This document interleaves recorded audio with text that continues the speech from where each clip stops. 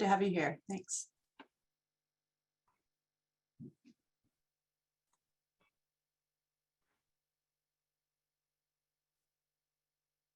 Okay, I'm going to go ahead and jump forward, even if there's some people, if there are people who have jumped on who have not gotten an introduction. Hopefully we'll get to chat with you in a little bit. I wanted to go ahead and get started with kind of what our purpose for today is, and talk about our objectives. So that everybody knows, Ayton University is actually an annually required event. So this is one of those that all of the officers get together. We talk about kind of changes, our approach for the next year, some of our requirements, and it's really intended to provide you guys with support, the information that you might need. So I appreciate your attendance this year. We actually skipped last year entirely because, you know, for obvious reasons, it was kind of insane. And I think we might have even skipped 2020 as well. So there are a few people here who may not have even been in the SCA since we've had an Ayton U, and then a few more who this might just be your first time attending an Ayton U, or it might be your first time as an officer. So I just wanted to let you know, this is an annual event. It is our opportunity to catch up, and I do have some objectives that we want to meet before we move on. We are, just so you guys know, thinking about doing this going forward in this kind of virtual way. It used to be that we all had to get together, and sometimes that was challenging to find a site. It was challenging to get everybody together. It was a 2-day event. So we're hoping that this kind of like shorter window of time and virtual space might allow us to do it a little more frequently than having a single long day per year. Maybe we could do a couple shorter days throughout the course of the year. We'll let you guys know. And this is our first time doing this virtually. So we'll see what works, see what doesn't work. Really, the big thing is to make sure that everybody is kind of on the same page with some experiences that we're going to have throughout the course of the next year as we try and reopen and as we start to expand our calendar again. We've got several things to consider. We've got this new virtual space and this new reality in a way of experiencing the SCA, which is not always embraced by everyone. So I think our next few years, we're going to learn how to be this kind of hybrid organization that we've never been. And that's going to be sometimes easy for some people, depending on your experience in this kind of space. And it's going to be really challenging for people who really feel that the SCA is an in-person only type of experience that is to be kind of lived in the moment.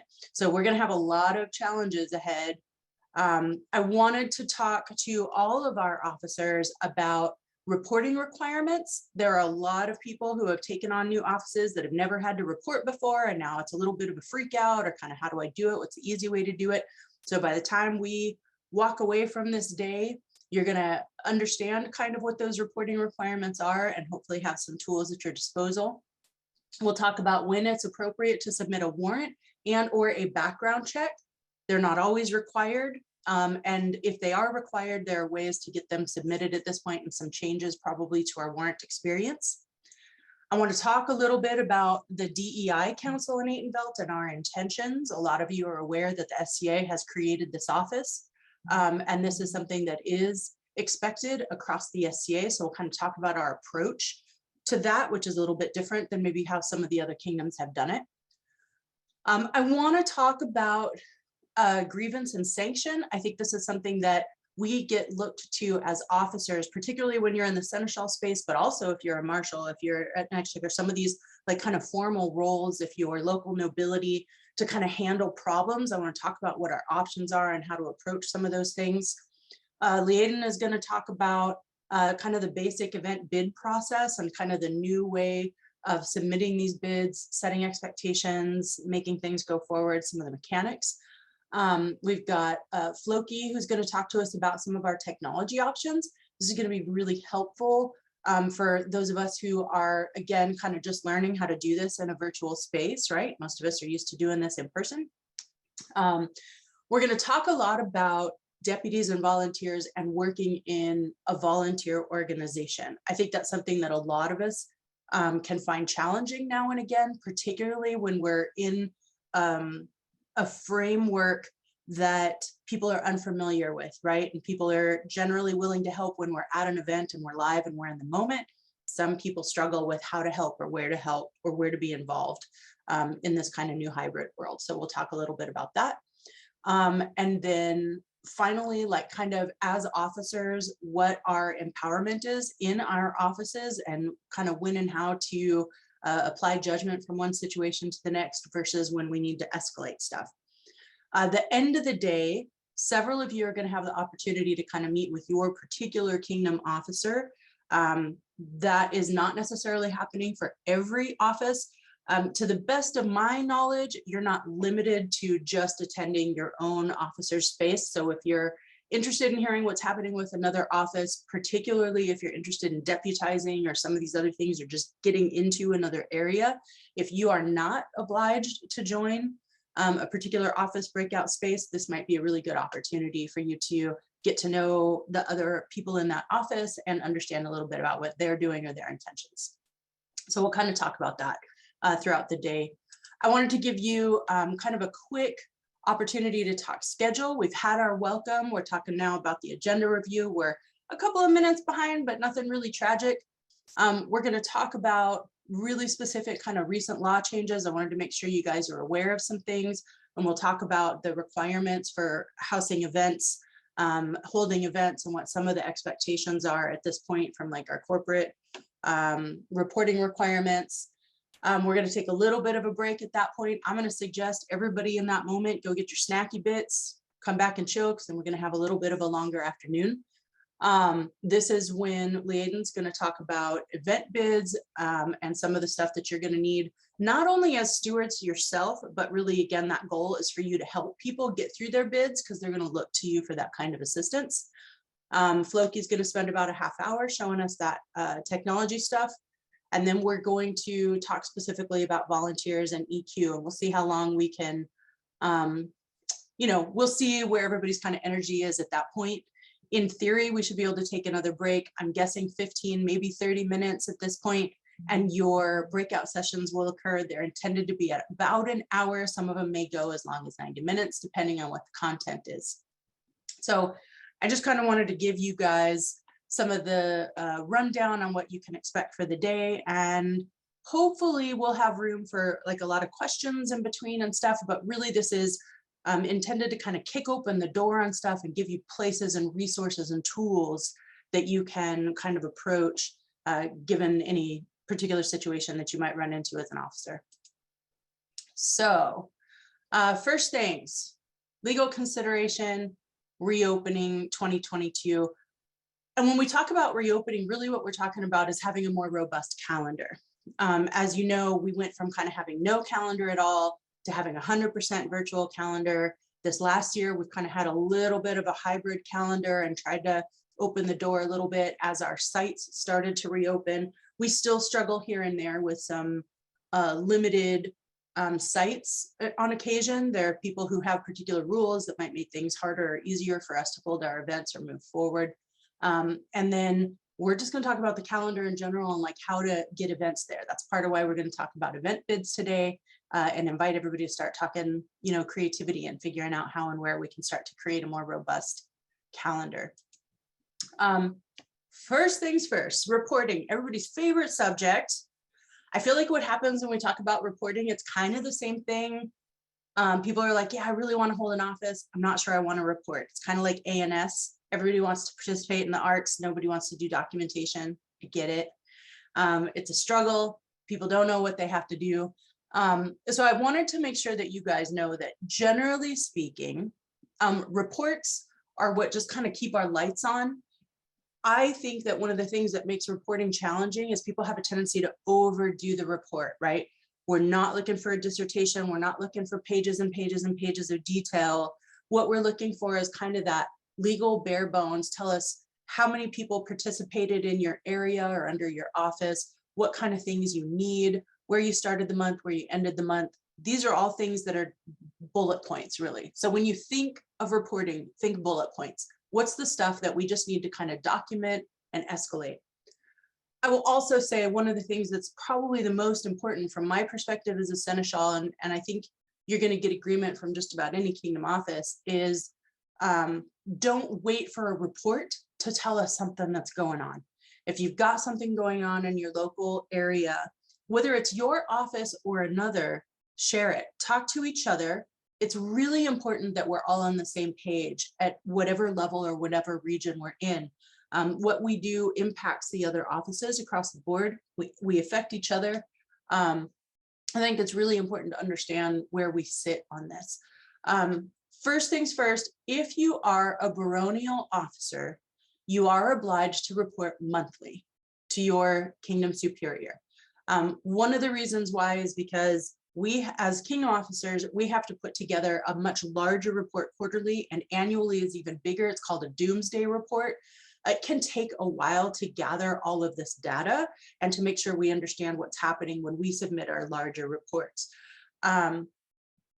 Most of our kingdom offices, not all of them, but most of them have some type of Google Drive and a type of templated report preference where you can go in, log into this Google Drive, you can plug in a particular data bits that are important to you and your group, and then that can be escalated up. You don't have to wait until the end of the month to start plugging data into that. You can continue to plug things in as you go. And then of course, at the end of the month, hit that send button and make sure that your corporate or your kingdom officer superior has the data that they need. SCA officers, so they require us to provide information to them generally quarterly. They can change their mind on that. There may be some corporate officers who prefer a monthly report. I'm very grateful that in the Seneschal office, it's quarterly, because this would be kind of a massive task if I had to do this monthly.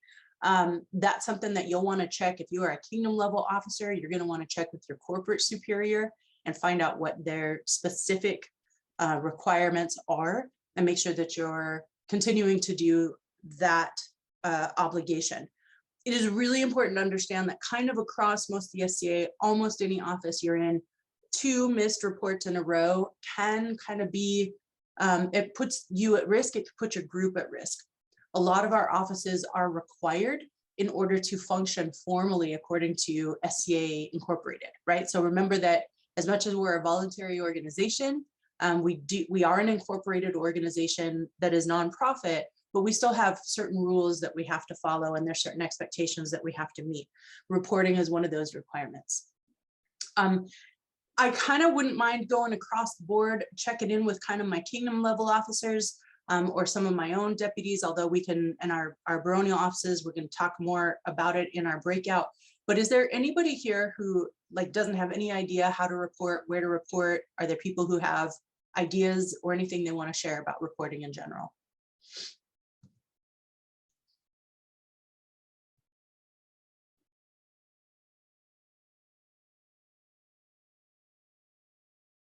Magdalene has her hand up. Yeah, you guys can just jump in. I'll because I can't, there's enough participants that I can't see them all. I'm sorry. That's all right. I didn't want to just jump in without getting a clue. So yeah, our history, as you're well aware, in our kingdom as reporting in offices is to panic, wait till the last minute, and then write, I have nothing to report for the month of December, and send that.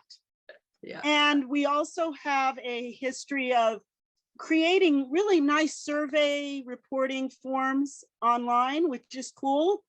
I don't personally like to use it for the arts office because I feel like people don't answer and tell you really what's happening. They just check the boxes or fill in the space, and they don't write anything in the lines that are there to describe what's happening. I am not trying to be a jerk. I don't want people to be miserable, but it's literally all the stuff that people don't tell you that become the problems. And they don't tell you those things because they're problems. So the only thing I would like to recommend to all of the folks who are on this chat or this particular class is find one person, let them know, especially if it's personal things that are happening to you.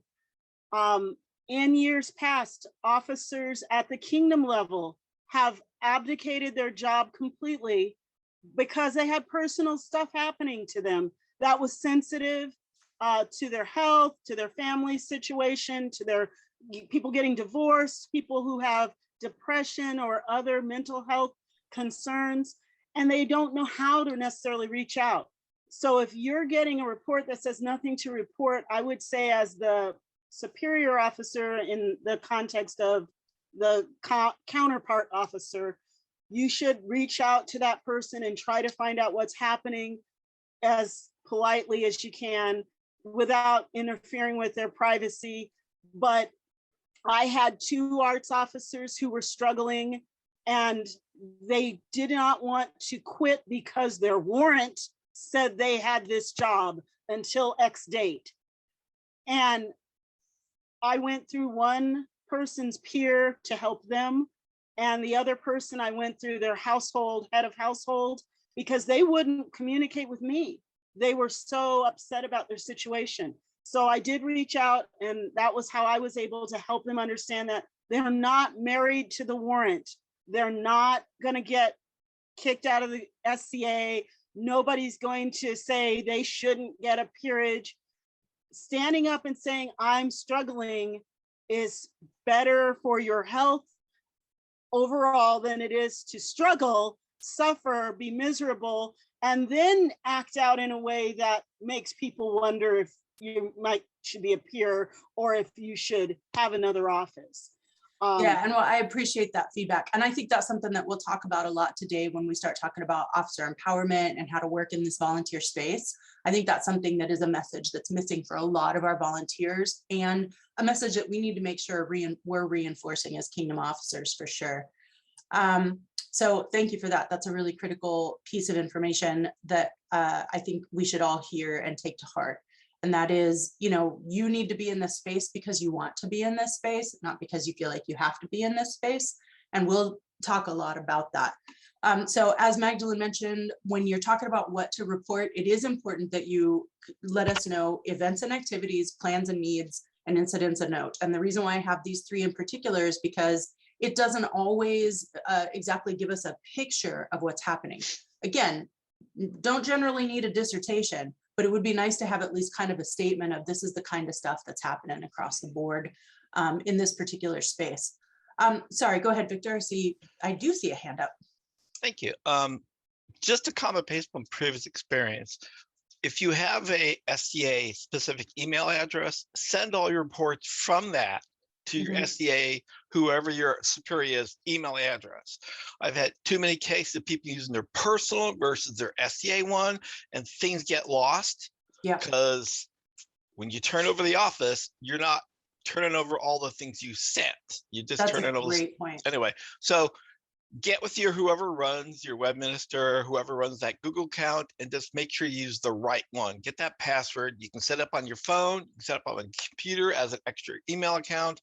It's easy peasy. If you got any questions, the Kingdom Web Minister probably can find someone to help you out if you get desperate enough. But as a reminder, just use the SA email account for your reports. Yeah, I think Floki's heart just swelled 3 times its normal size.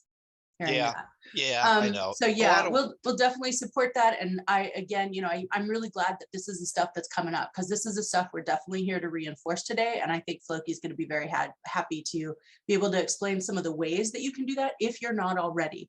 I realize there are people out there who don't realize they have a formal address, or they aren't necessarily historically using it, and they're afraid to start using it or don't know how to log into it.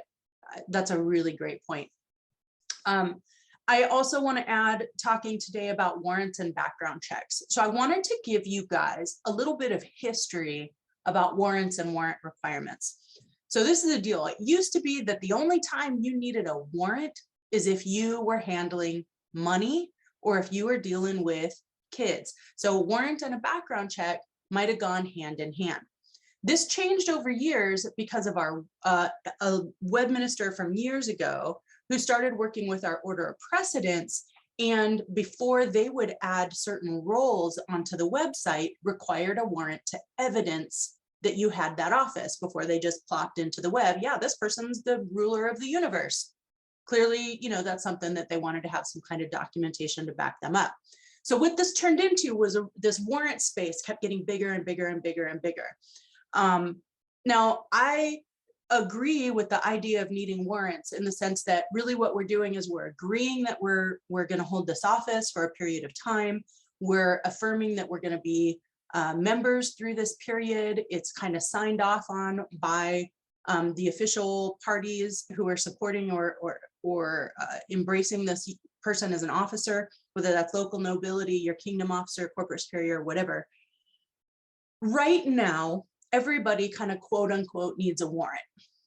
I will say that one of the things that we're working towards is something called a roster warrant. And what that's going to do is hopefully eliminate all of these paper warrants that we're kind of messing with in this kingdom. I don't know about you guys, all that paper makes me insane. And one of the things that was always weird, you know, was kind of like, I'm the officer, I have to fill in this information, I have to go retrieve the signatures, and then I have to send the warrant off. And then, you know, what are you supposed to do with that warrant? What does it do for you? So I wanted to say the reason why you own your own warrant process is so that you are the one making sure that it happens along the way. You're not just sending it off into the, you know, ether and somebody else is doing it and maybe never giving you a copy. The intention is for you to be able to complete the information as you see fit, get the signatures, take your copy, and then kind of forward that on. Again, I think this experience is going to change. That said, I did want to talk really specifically about the types of warrants you need if you are handling money. There is a different kind of warrant, and it is really specific to money handlers. You can find that on the Kingdom OP. Leaden will probably talk a little bit about it. Floki is probably going to talk about our document space and where you can find some of these things as needed. I wanted to make sure you knew if you are going to be handling money, meaning a check signer, so you're in that exchequer space or you're in the seneschal space, or if you are going to be working with children, this also includes the necessity for a background check. And there is a formal submission that has to happen to corporate for that. Nobody else needs a background check. So the only time you need a background check, money, kids. So just keep that in mind, okay? And if you're going to get a background check, or if you need a background check, you have to come through me first, not with any big formal thing. I have to let corporate know it's coming or they won't run it because it's expensive. So if you send it on your own to corporate and you haven't gotten one back, it could be that I didn't tell corporate to run it or give them the authorization to spend the money. And I wanted to let you know that that's a part of that process. So I just kind of wanted to start to open the doors for that space and why it's necessary and what the big deal is. And also introduce the fact that this experience is likely to change if you're not a money handler or if you're not volunteering to work with kids. So for now, if you are in a formal officer space and you don't have a warrant, let me know. One of the offices that we currently have open right now is our regnum office. So what that means is, sadly, everything's kind of at a screeching halt right now until we figure it out, until we get things updated, that there's nobody in there actually updating the warrant records. Those records from a roster perspective are really just going to tell us who you are, what office you're holding, how long you're probably holding the office, and gives us the opportunity to make sure you have somebody currently warranted in that space and that your memberships are actually up to date, because it goes in and out of fashion. Right now, you do have to be a member to hold an office. So that's kind of the place that we're in. And it is no surprise when updating the OP, the order of precedence, that a warrant is going to be required. Now, again, that's not necessarily going to have to be a separate piece of paper. It can be on that roster warrant that we're going to be building here at some point. But I wanted to let you know kind of what that was about. Like Magdalene said, that warrant is not, you're not living and dying by this thing, man. If you agree to something for 2 years, that doesn't mean that if you kind of quote unquote fail, that means you're this horrible person or you failed the SCA. You are not married to this, I think is the way that Magdalene put it. I put it the same way usually when I'm talking about it. You're not married to those dates, right?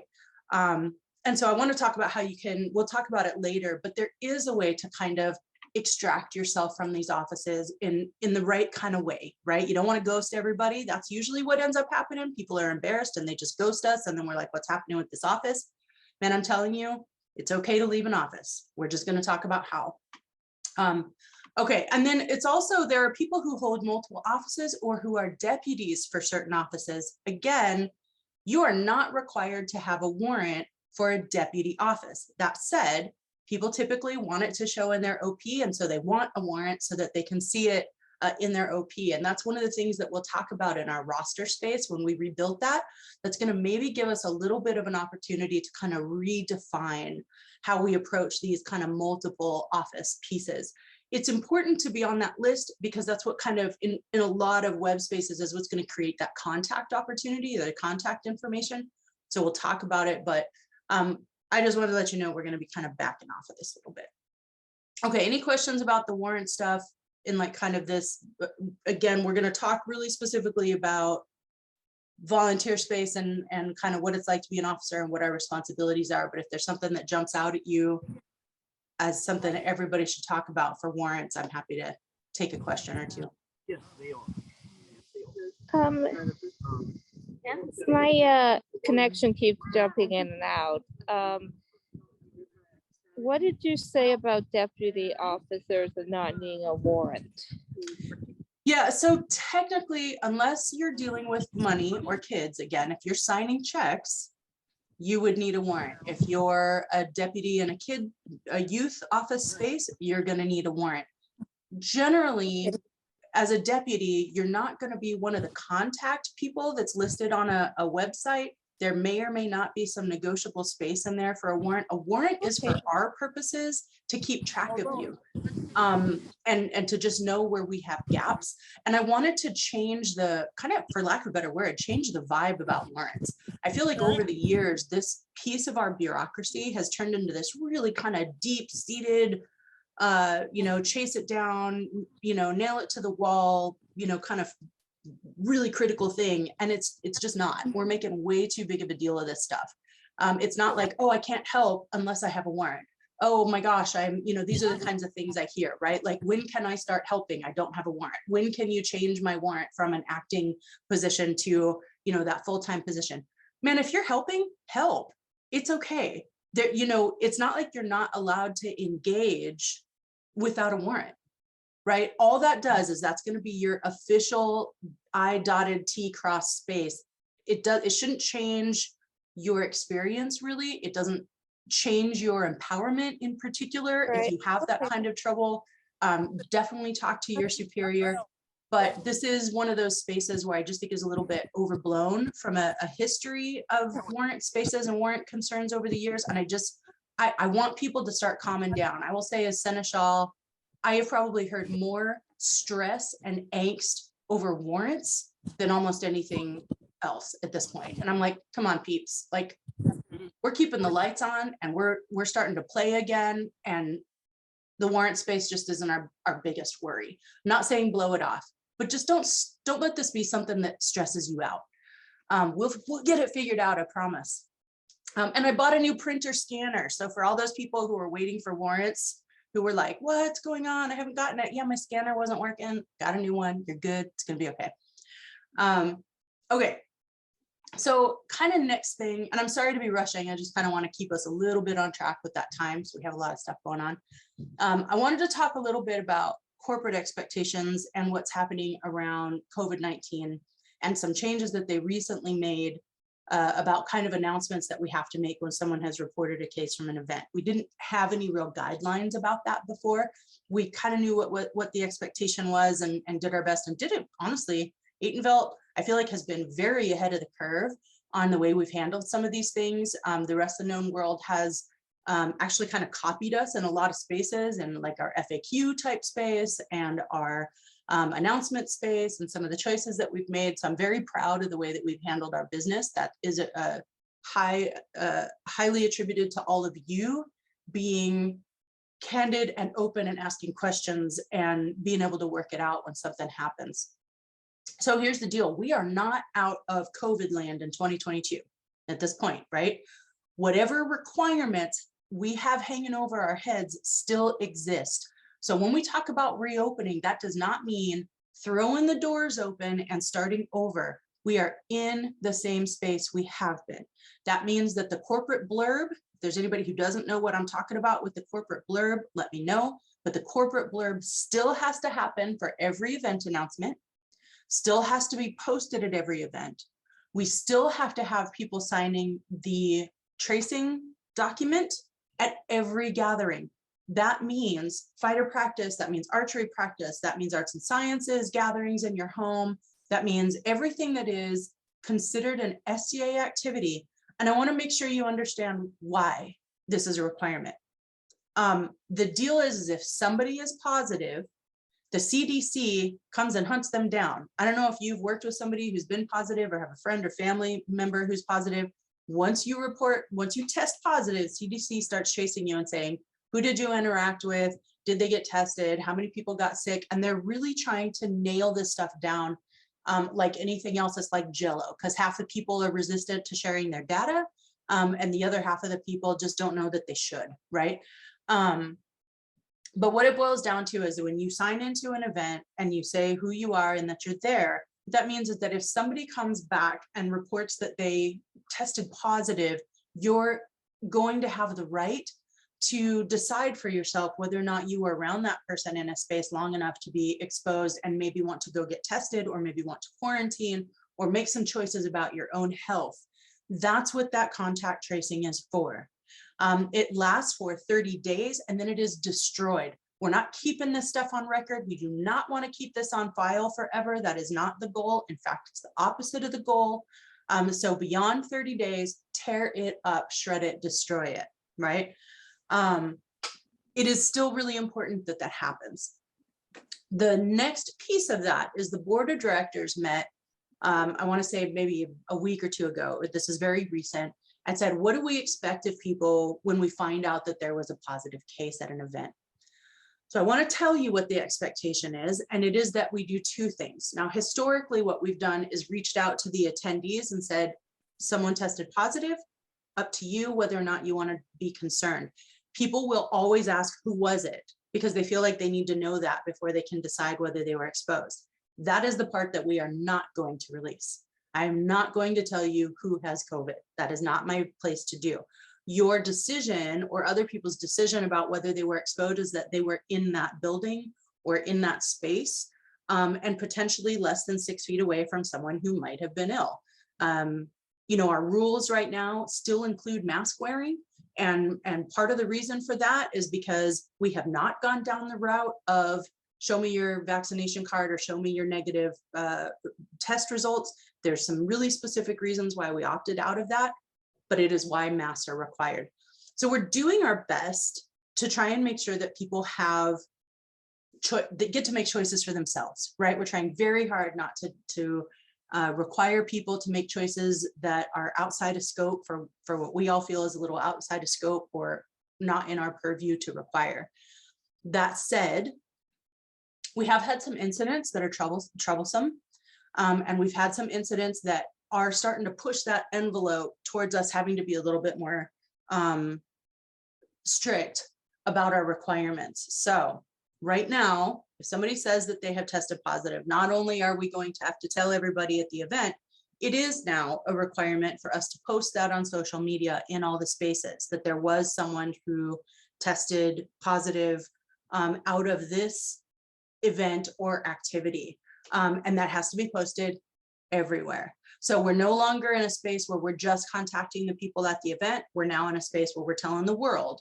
Now I will tell you, I'm proud of the idea that we haven't had a lot of reported events. It also makes me a little bit concerned because what I think is that sometimes we've had more people test positive than we're aware of and maybe have not necessarily come back and shared that data with us. People do, whether we like it or not, people have a right to know if they've been exposed to this illness and have a right to go forward and decide whether or not they want to get tested or quarantine. So I'm going to ask that we make that a really comfortable space to share that information. Don't hide it. You know, that hiding that information and making the choice to go anyway is one of the first things that's going to create problems for everybody involved.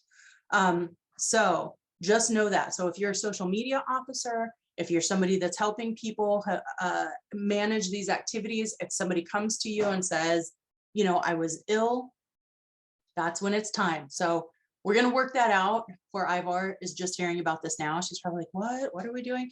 We're going to end up working out some type of contact template so that if somebody has reported, We, again, don't have to know who it is, but we're gonna have to make sure we contact all the people, and then we're gonna have to make this social media announcement across the board that anybody that attended this activity may want to quarantine or get tested. And that's new. That's new for us. Any questions about that stuff happening or how we need to do this go forward at events? Or any of it a surprise to anybody?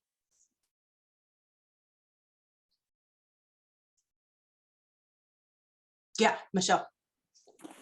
It's not really a question, it's more of a statement. So the policy of the SCA is that we wear masks, No, and we wear masks. that's not the policy of the Okay. SBA.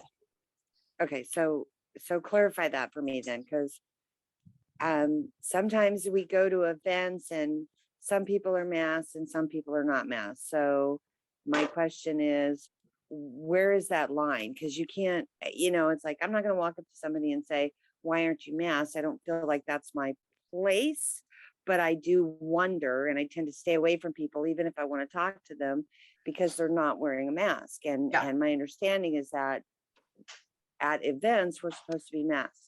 Yeah, so as a kingdom, we are still requiring masks 100% of the time. And it is incumbent upon us to ask people to put their masks on. Now, are you necessarily personally responsible for that? No. But it is important for people to remember that. Corporate has proposed that before attending any event, that we require people to present their vaccination card or require them to present a negative COVID test from within 3 days. We have opted out of that for now because we're still requiring masks. So that's one of the risk spaces that I'm talking about. As people continue to just stop wearing masks or get casual with that, we're gonna have to start getting more formal than with our requirements, and people are not gonna like it. Because this is not a home test. This is, you have to go to a medical facility and get tested. Not everybody has time for that. Not everybody has the resources or the ability to make that happen every time.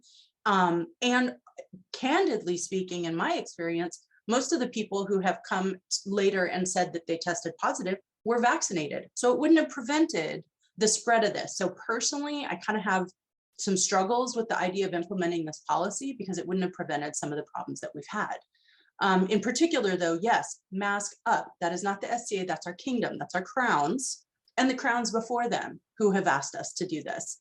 And it is problematic if you don't. And if you're resistant, that creates a problem for somebody to have to manage as well.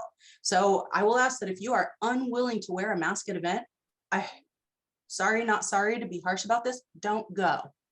Wear a mask or don't go. That's where I'm at. And I'm not going to fool around with it right now. Right. Because yeah, Antonio. Oh, sorry. Go ahead if you weren't finished. I mean, it's okay. I was going to say, because the end result, especially with this new variant, is that we would be required to show vaccination. We would be required to show that proof.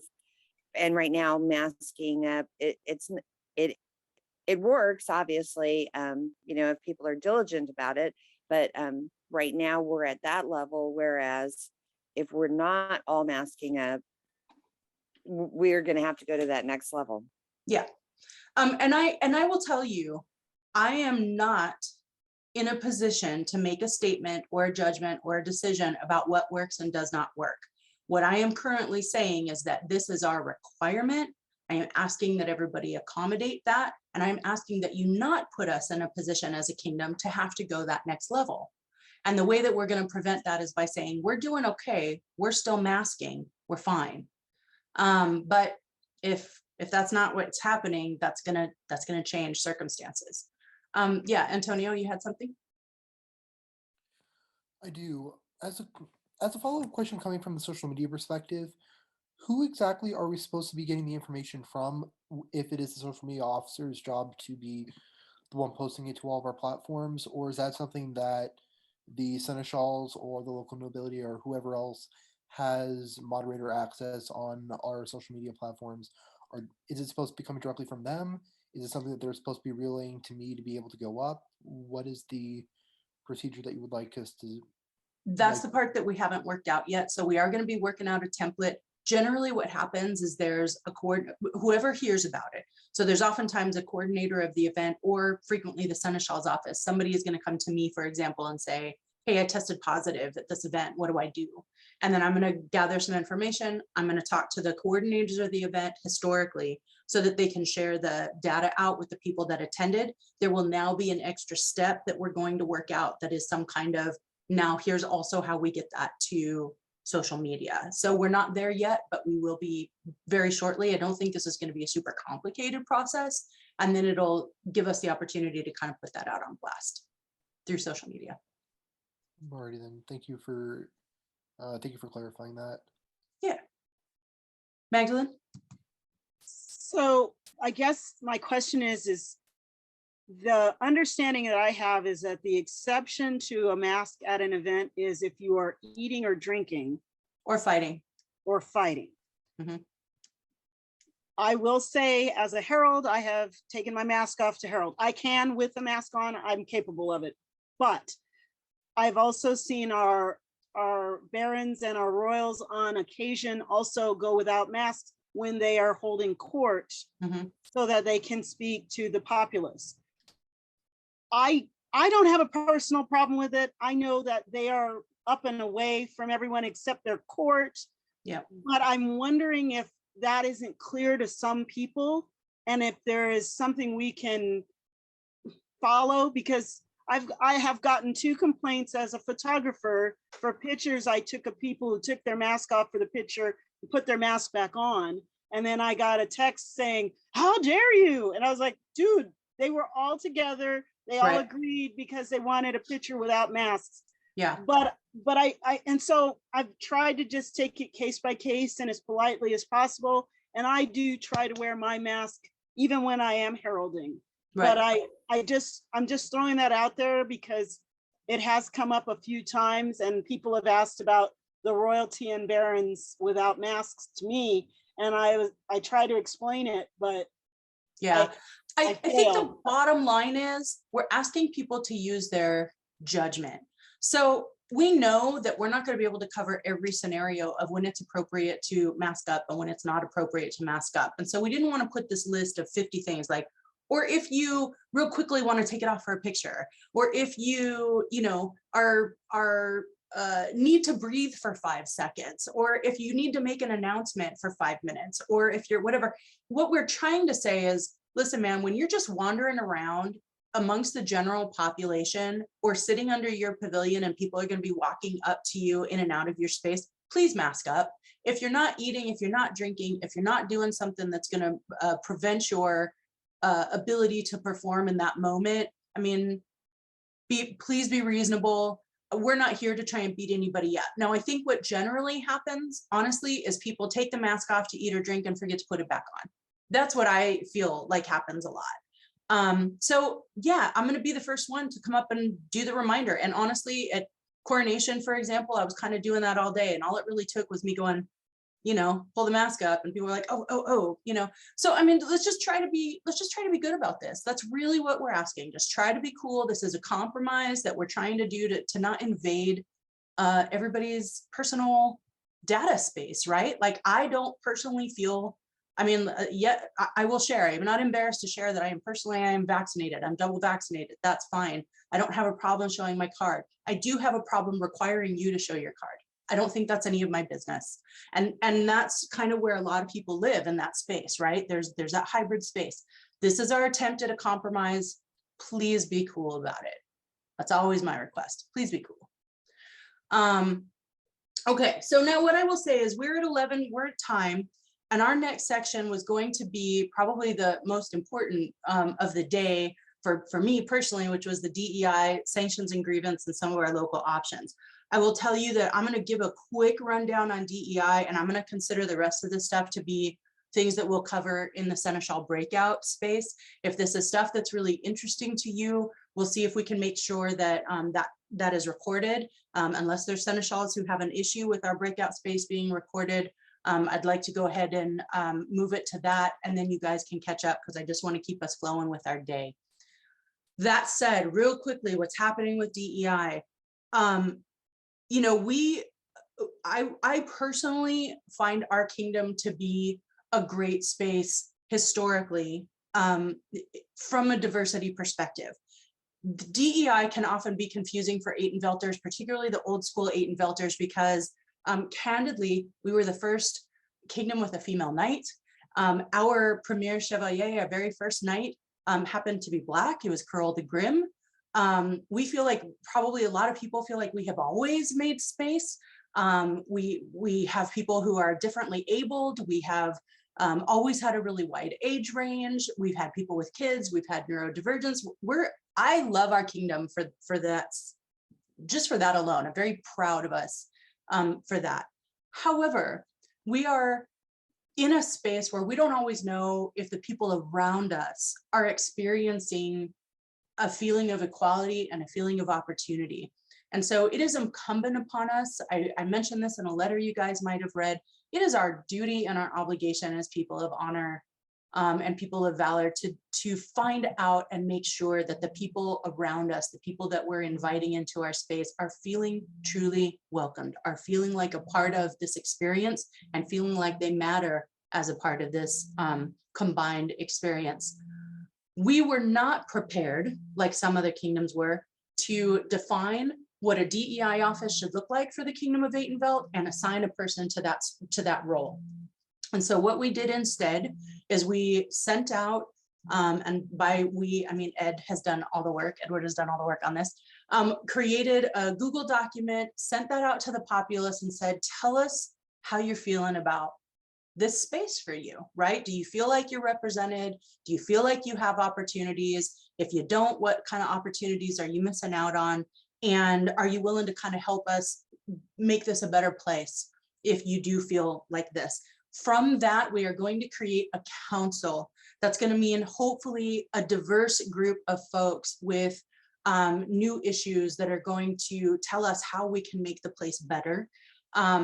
So yeah, Juliana just asked a question, where was that posted? The Google Docs were posted, I want to say, throughout social media, and I believe they were in the Atenveldt announcements, but we can make sure to send it out again. I don't think that there's any problem with making sure that you got it, so we can make sure by the end of the day it's sent out again, probably. Yeah, not at all. I can put up I can send a new link to it out.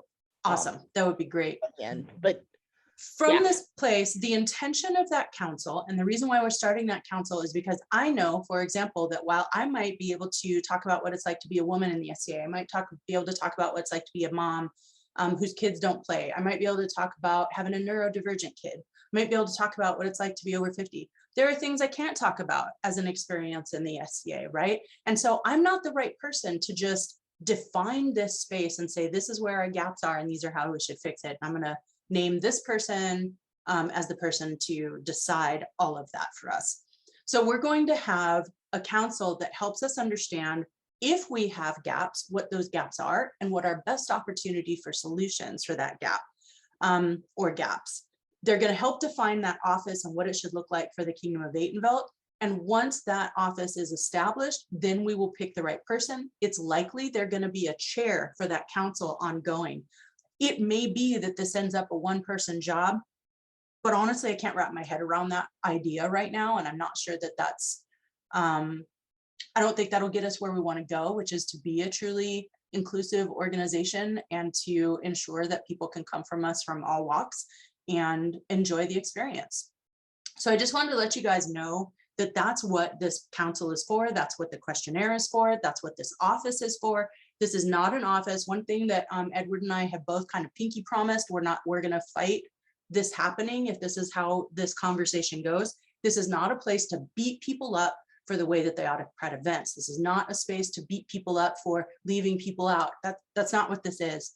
This is, if I'm an autocrat and I've heard, like, I really I understand that there are people that are hard of hearing. I want to make sure that those people are up front, and I want to know what I can do to get a translator at court. I don't have resources for that. And so maybe this group is that place where we can go as coordinators, as participants, as officers, as autocrats, and say, what do I do to make this a better space? And is there someone who can help me with that? And that's really what we're talking about. Because again, as an autocrat, I may not have the capacity to start to add all these other things, but it would sure be nice if there was a group I could go to help me. So we want it to be a resource and a partner. This is not going to be a hammer. I just will tell you, if it's the last thing I do, I'm gonna make sure this group is not a hammer. Okay, I'm gonna move away from this at this point and give us the opportunity to take a break so we can all grab some food. I apologize. We're at 11:23. I don't know if you need more than, you know, kind of that, we'll call it around 10 minutes. I'm gonna have Leaden take over and talk about event bids process. Leaden, what time are you comfortable with that being a little less than? Yes, um, yes, that's perfectly fine. Let's take a full break. Okay, cool. Thank you, guys. We'll see you in about 15 minutes.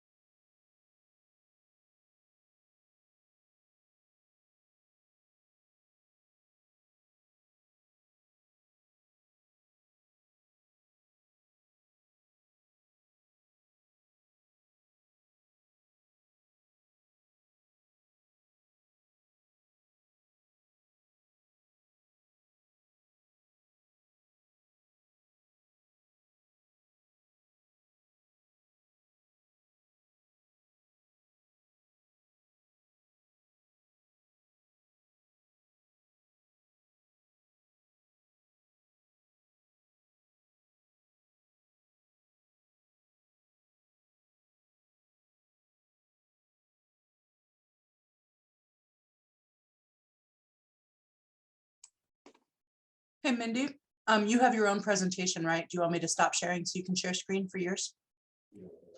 Yeah, that's good. Give me just another quick second. Yeah. No problem. And I will give you co-host rights as well.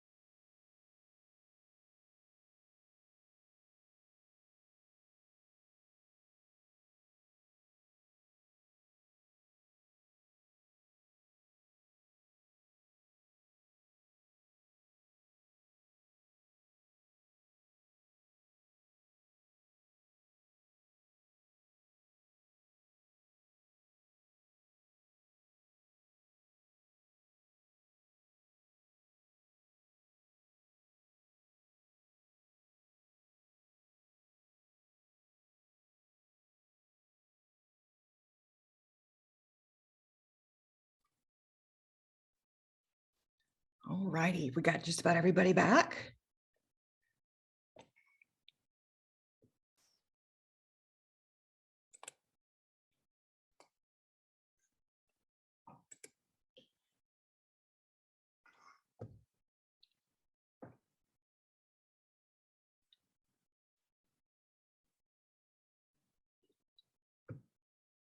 I'm seeing faces.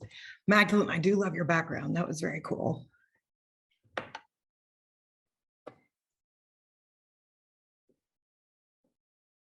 Do you know how to change your background? Because I can tell you. I do. I just like the one that you picked. Oh, okay. Yeah, I have like 4 of them. This, I don't know how you want to show me. yes. So under you see the mute button and the stop video button. If you Yeah. click the up arrow on the stop video instead of the actual, it'll say choose virtual background. Okay, it probably has to be done on a computer because I'm on my phone. If you're on your phone, it does not work as easily. And I haven't personally figured out how to do it on a phone, but on a computer, it will show you. Okay, I'll go onto my computer later. And then any photograph you can upload, but sometimes they won't line up right. So you'll have to check the size of it and kind of check to see how it looks, but you can change them. Cool, thanks. Yeah, there's like whole sites out there that dedicated towards making that have backgrounds for Zoom. Mhm. It's pretty cool, actually. Well, I just make my own. I don't use the sites, but I've that Simon does, and I've seen what you're talking about. And you look like you've got bats in your belfry. That's cute. I mean, it's like we've met or something, but no, in honor of our dearly departed Anne Rice, who passed away apparently today or last night. Yeah, Simon told me this morning. Super sad. I mean, I haven't read any of her books for a long time, but you know, it's like one of those icons of my 20s, and she's gone. So, you know. Yeah, that was like Anne Rice basically defined my 90s. Right? High five. Ari, what are you needing? Hold it up so we can see it. There's been a couple of comments I've seen on Twitter that have been along the lines of check in on your elder goths today. An icon of their life. I was morning and I was actually working on a Victorian lace shawl that is super complicated out of a transcribed pattern from an old book, and it requires you to kind of know things, but it ends up having a bunch of sprigs of laurels around the bottom and then this really beautiful fill on the inside. And it's taking forever to get anywhere with it because this one started with the long outer edge, which is 2 edges basically, and is knitting up to the final edge because it's 3 sides. So yeah, it's super complicated, but it's this really cool yarn colorway called Fire and Ice. So I'm enjoying it. Yeah. I can't wait to see it when it's done. It looks beautiful. Yeah, I'm excited for it. It's just going to take me forever, but that's okay. Very cool. Better What my else do you hands do are in off quarantine? than not. All right, well, we will get rolling. I wanted to spend a few minutes with you talking about the updated revised bid application and the process. Nichelle and I are both anti-red tape, anti-extra documents that are unnecessary. And so whenever we have the opportunity to grab a pair of scissors and cut a few of them out of the way and out of the process, we like to do that. When I stepped into this role, we immediately went into quarantine. So we had, a few months there where we weren't doing a whole lot, which gave me a little bit of time to look over some of our documentation. And I found 4, count them, 1, 2, 3, 4 different documents that were required to put together a bid. It was super confusing. They were hard to find. One of them, I actually never did find the original form. So we basically threw them all away and started fresh with a single document. That is the event application bid, kind of all in one. It includes the budget. It includes required signatures and all the information that we need to get an event considered or started. So this is definitely used at the Kingdom level if you're going to put in a bid for a Kingdom event. You are also welcome to use it for a local event because, again, it will have all the information that you need for your financial committee to make a decision about events and what they want to approve and what they want to do.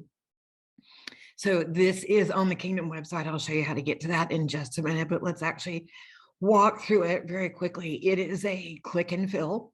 So when you download it and open it up as a PDF document on your computer, when you click in the fields, you'll see that you can actually just start typing away. So we don't have to worry about scrolling signatures and handwritten forms that nobody can read. That's tricky. So whether it's Kingdom or whether it's local, you've got all these handy dandy little spots to fill in basic information, the event name, the location, who the autocrat is going to be, who the co-autocrat is going to be, who the exchequer is going to be. We've included a mailing address for the exchequer. If this is a Kingdom event, we need to be able to mail you a check for half the profits, right? So we need to know where to send that check. So that information is in here now. Start times, end times. And then all the kind of combination of things that we look for in events. Can we have fires? Can we have pets? Can we have camping? Is this wet or dry? What kind of activities can we expect? Archery, cut and thrust, rapier, thrown weapons, you get the idea. Is there drinking water on site? Is shade provided? And is staking allowed? And by staking, I don't mean cooking out on the grill. We're talking about getting your tents and your encampment staked to the ground so they don't blow away in our Arizona wind. If there is a feast, it's been a long time since we've had a feast, but if we're going to feast, who is going to be in charge of that? Because we'll probably need to get some more information from them.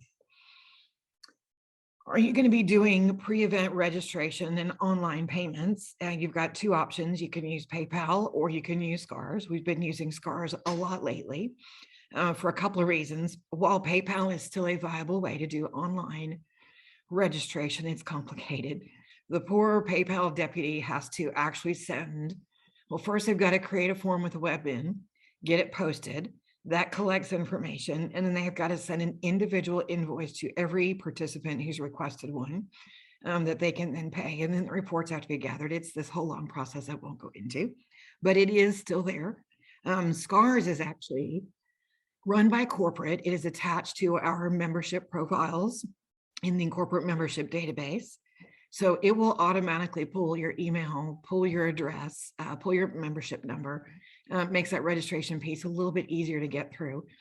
We have discovered that we get glitches when we find people have not updated their email address, or they've got multiple SCA numbers because at one point in their past, their membership number expired and they renewed, and for whatever reason were issued a new number. So if you're not logged in with the correct number that is actually your current membership, it might show you or try to register you as a non-member with an old number. So there are pluses and minuses, pros and cons to using each of these methods, but those are the methods that we have currently. And as we move into early 2022, those are the two methods that we will still have for pre-registration and early payment at an event. We do have a registration deputy. epay@atenveldt.org is the easiest way to get in touch with that person. And Moira will set up all the information that needs to be set up to get that registration cooking. Page 2. This is where you get to give us a little more information. First piece, what happens if we can't have the event? If we have weather issues, if we have fire issues and forests get closed?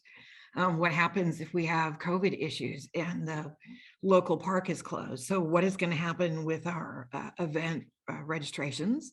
What is going to happen with any monies that have been paid as deposits? Do we get credits? Do we get refunds? So this is where you explain what happens if that doesn't take place. What kind of accommodations are available? Is there a royal ready room? Are there privies? Do we need to do a court setup? Is it indoors and there's already seating available? What do we need to know about setting up for this particular event? What kind of activities are there? Youth activities, court activities, fighting classes, and have the appropriate officers been notified that they're going to have these events or have these activities at your event? You know, we hate for them to be surprised the day before an event to know that they were supposed to have something done.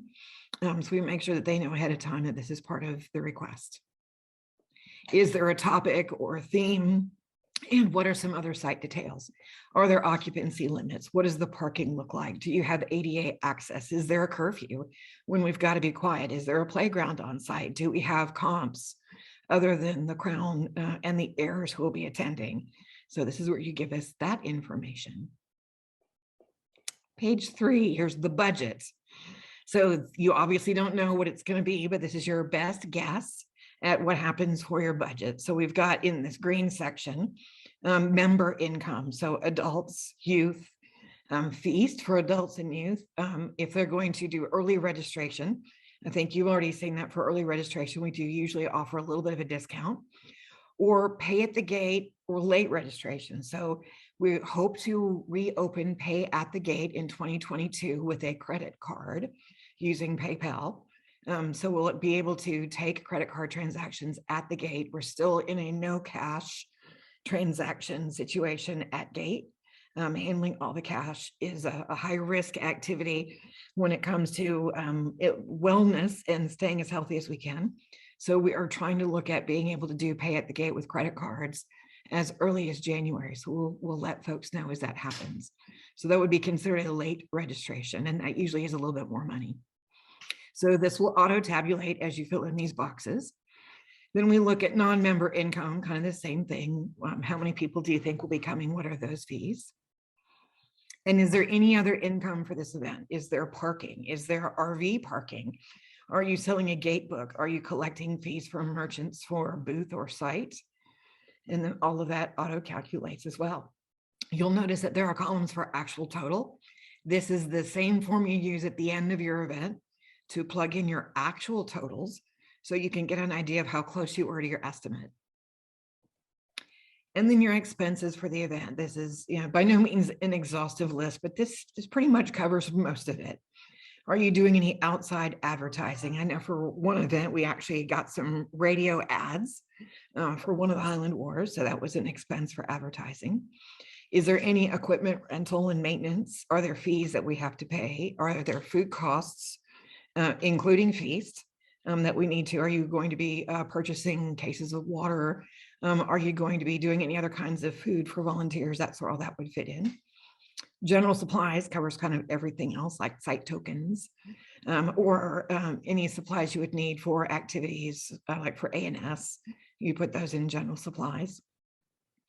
There are two types of SCA of insurance. One is the standard SCA insurance. One is non-SCA insurance. Rarely, but it does happen. A site will ask us to purchase an additional policy outside of the SCA. So once in a blue moon, we have that as an expense. What are the occupancy and site charges? Do we have postage or do we have shipping that we need to pay for? Is there other type of print needs? I know we used to print out a ton of things like parking permits and waivers and all of that kind of paperwork that actually happens at gate. And then our non-member fees, that's $5 per non-member that gets sent into Kingdom. We don't get to keep that as income. So that actually goes back to the Kingdom, and then the Kingdom forwards that along with everybody else's events once a month to our corporate offices. And then if there's any other expenses, that kind of fits in that other category. Again, this auto tabulates, and you can then after the event put in your actual totals for what the difference would be. And just a reminder, your non-member registration fees have to go to the Kingdom of Atenveldt within 10 days of the close of your event. That is a society policy.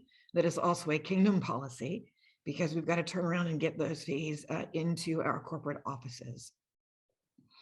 Notice all this signature. So we have the autocrat signature, the exchequer's signature, the seneschal's signature. So these are the folks that are running the business of an event. But we also want to make sure our nobilities are aware of what's going on. They are part of that fiscal financial committee, so they should be aware, but there's a spot where they can sign to. And if you don't have nobility, we don't have to have that nobility. Obviously, our shires and our colleges don't have nobility, so those would be left blank. So that is kind of the new form. Again, it's all in one. It's available on the website. It auto-fills as you put in all of these numbers, so you don't need your own calculator. And it's got just about all the information we need to submit to a financial committee to make decisions about the event process. So what questions do you have about submitting this to either your local nobility or the Kingdom Financial Committee when you want to send in a bid? Leoden? Yes, go ahead, Magdalene. If I want to host a Kingdom event in Terriscathere, because the site is located in Tucson, do I need to contact my Baron and Baroness to let them know that I'm wanting to host a Kingdom event in their lands? Yeah, so the nobility of the land where the event will be held, we do want to notify them that we'll be in their land for a Kingdom event. We look for volunteers from all around, and we don't want to accidentally step on a local event that they have planned that we don't know about. That has happened before. We don't want that to happen because we're going to need, all hands on deck to run an event. So just out of courtesy, check with the nobility in the territory where that's going to be held and make sure they're on board with it. So as a follow-up, if they tell me no, then does that mean I can't apply to run a Kingdom event because they don't want it in their town? I mean, that could happen. It I'm could not happen. saying it's going to happen. At that point, we'll have a discussion. We'll get the financial committee to have a one-on-one discussion with the parties involved to figure out what the objections might be and see if we can work our way through them. I mean, it's a rarity because obviously if it's in town, it's convenient. So most people are okay with that. Yeah, but so like I said, I have heard grumblings. The other thing is that if I put in a bid and I get it, do I have to tell them I got the bid, or does the Kingdom Financial Committee tell them they got the bid? Because it's still not their event. It is the Right. Kingdom's event. Right. The Kingdom Financial Committee will notify the person who submitted the bid that it has been accepted. So that would be the event autocrat. And then we'll go from there. Very shortly thereafter, it will probably be announced publicly. So yeah, we'd want to make sure all the parties are involved before that announcement hits the airwaves. All right. I mean, I don't have any trouble. You know me. I'm going to tell everybody I'm running a damn event. That's not the point.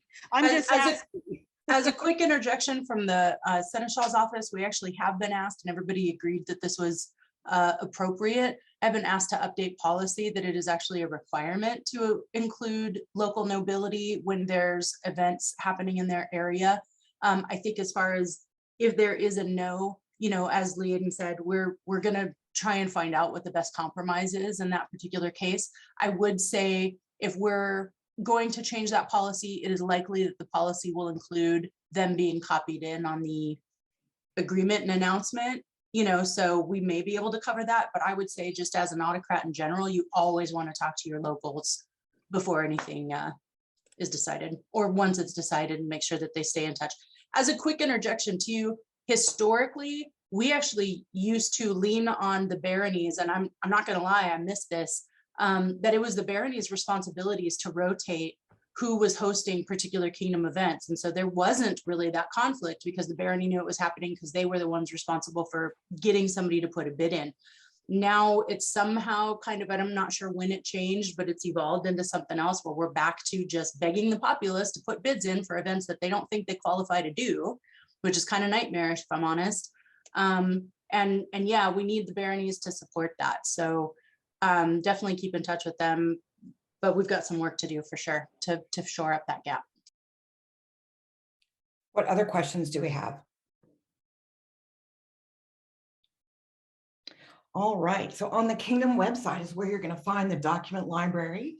So as you can see in the upper right-hand corner,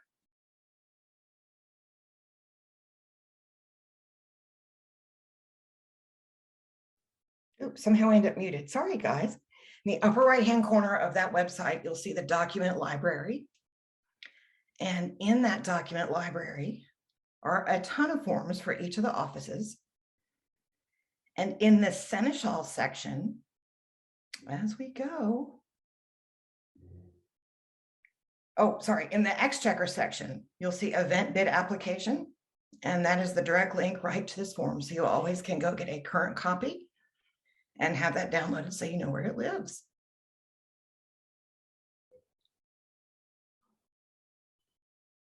Any other questions about putting that bid process together?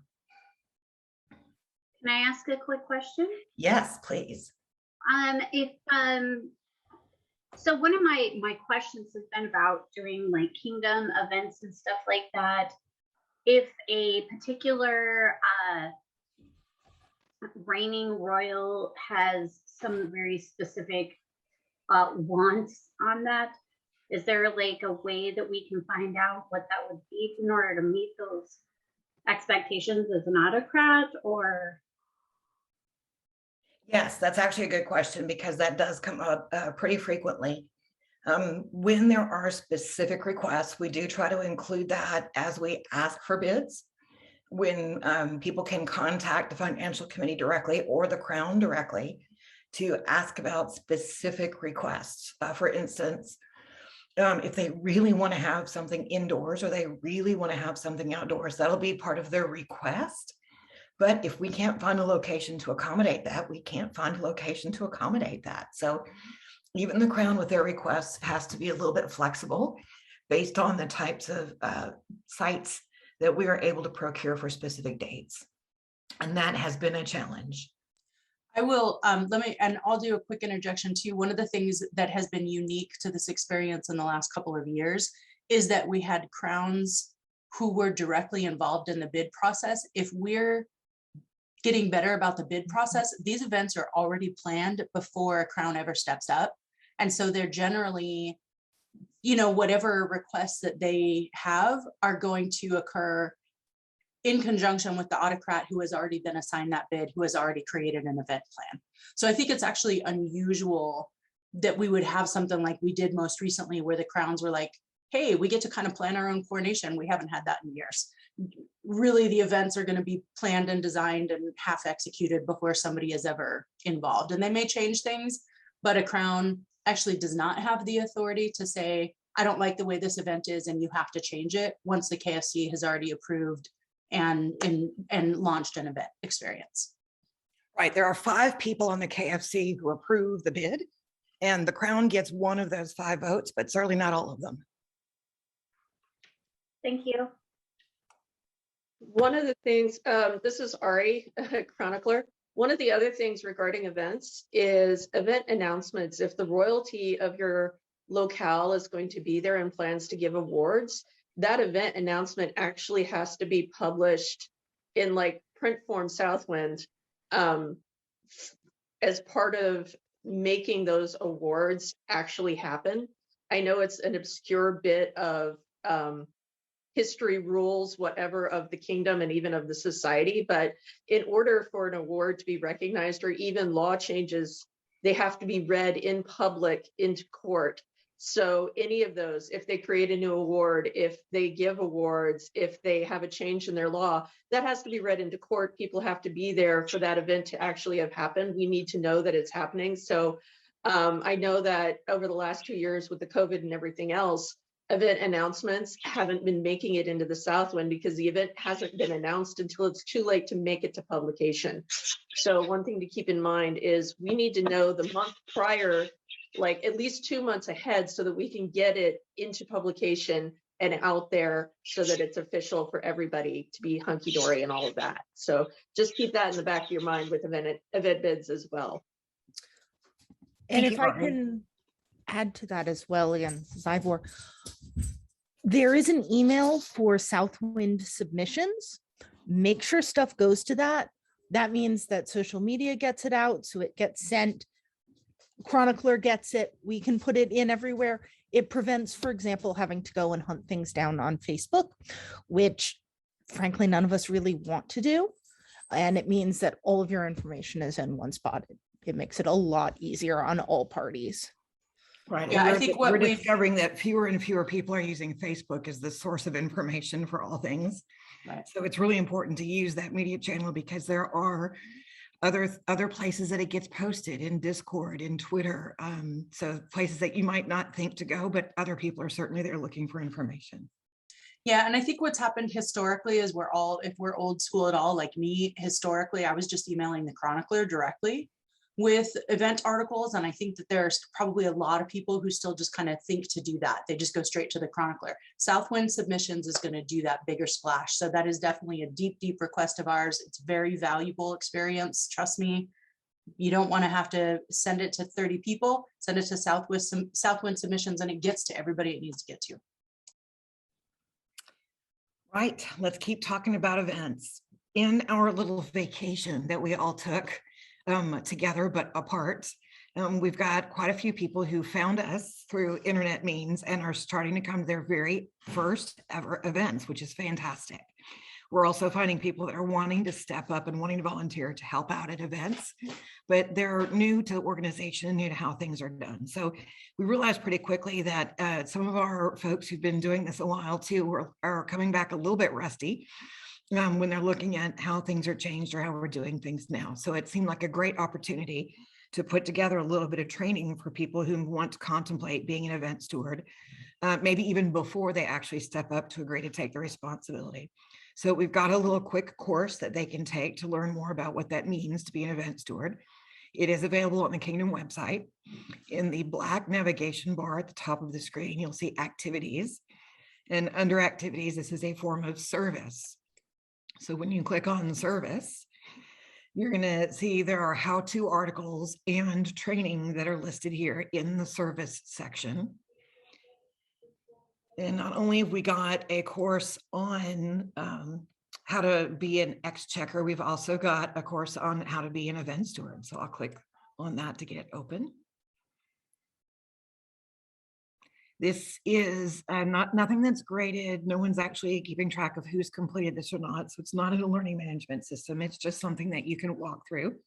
We hit the start course button to get it rolling, and you'll see the chapters on the left-hand side of the screen.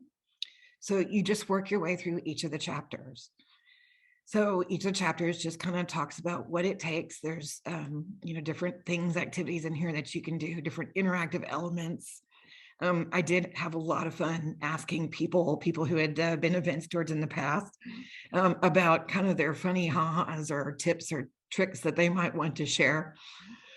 So there are actually little notes in here from former event stewards about some funny things that have happened to them. So as you go through this, you kind of just click from one chapter to the next. You can see it's broken down into pre-event planning. If there's going to be a feast, here are some ideas for training that I received from many a feast steward about preparing to do that. Merchanting. If you're going to have merchants at your event, there's a lot of great information here about including merchants at your event. Things to do during the event. What does it look like when you arrive? What does it look like during the day? What is your role as the event steward versus other people's roles? And then the wrap up, what happens when it's all done and said and you're ready to put the whole thing to bed? It's not quite done then. So work your way through the different chapters.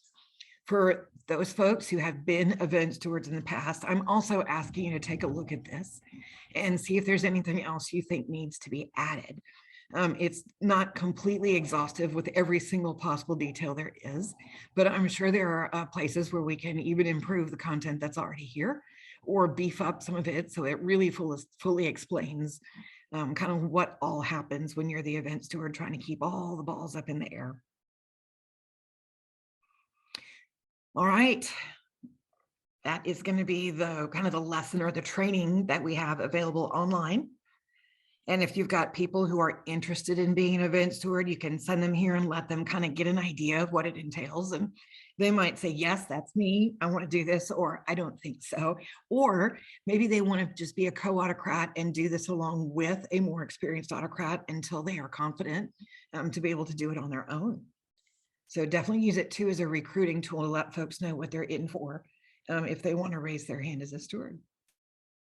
What questions do you have about this event training?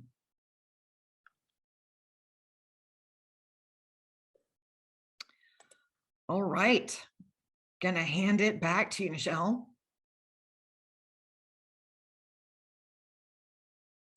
If Floki is ready, it's actually his segment at this point. Floki, do you want to take over the screen?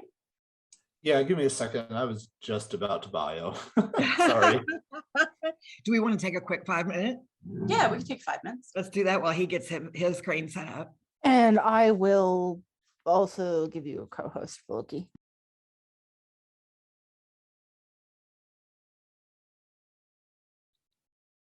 Lady Violet, you're sewing something too. You're on mute though, I can't hear you.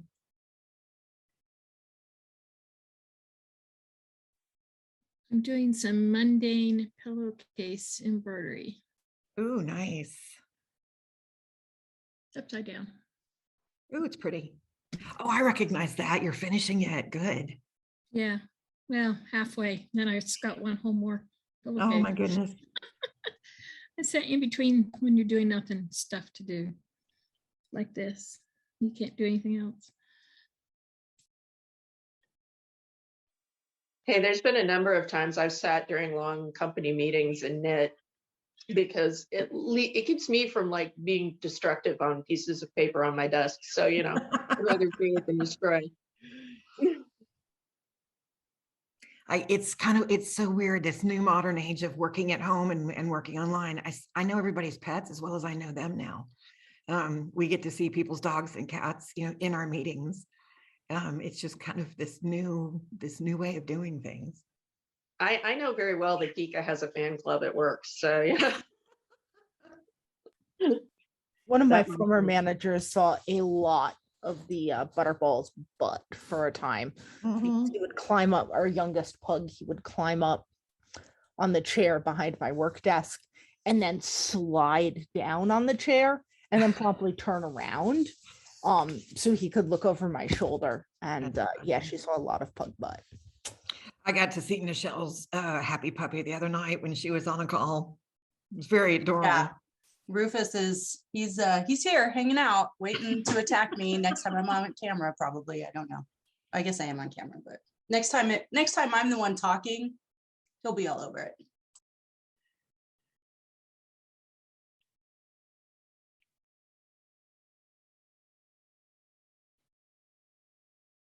Floki, you're muted in case you didn't know. But we do see your screen. Yeah, I was just waiting for everybody to get back. I know we said 5 minutes, so just trying to give people a couple more minutes.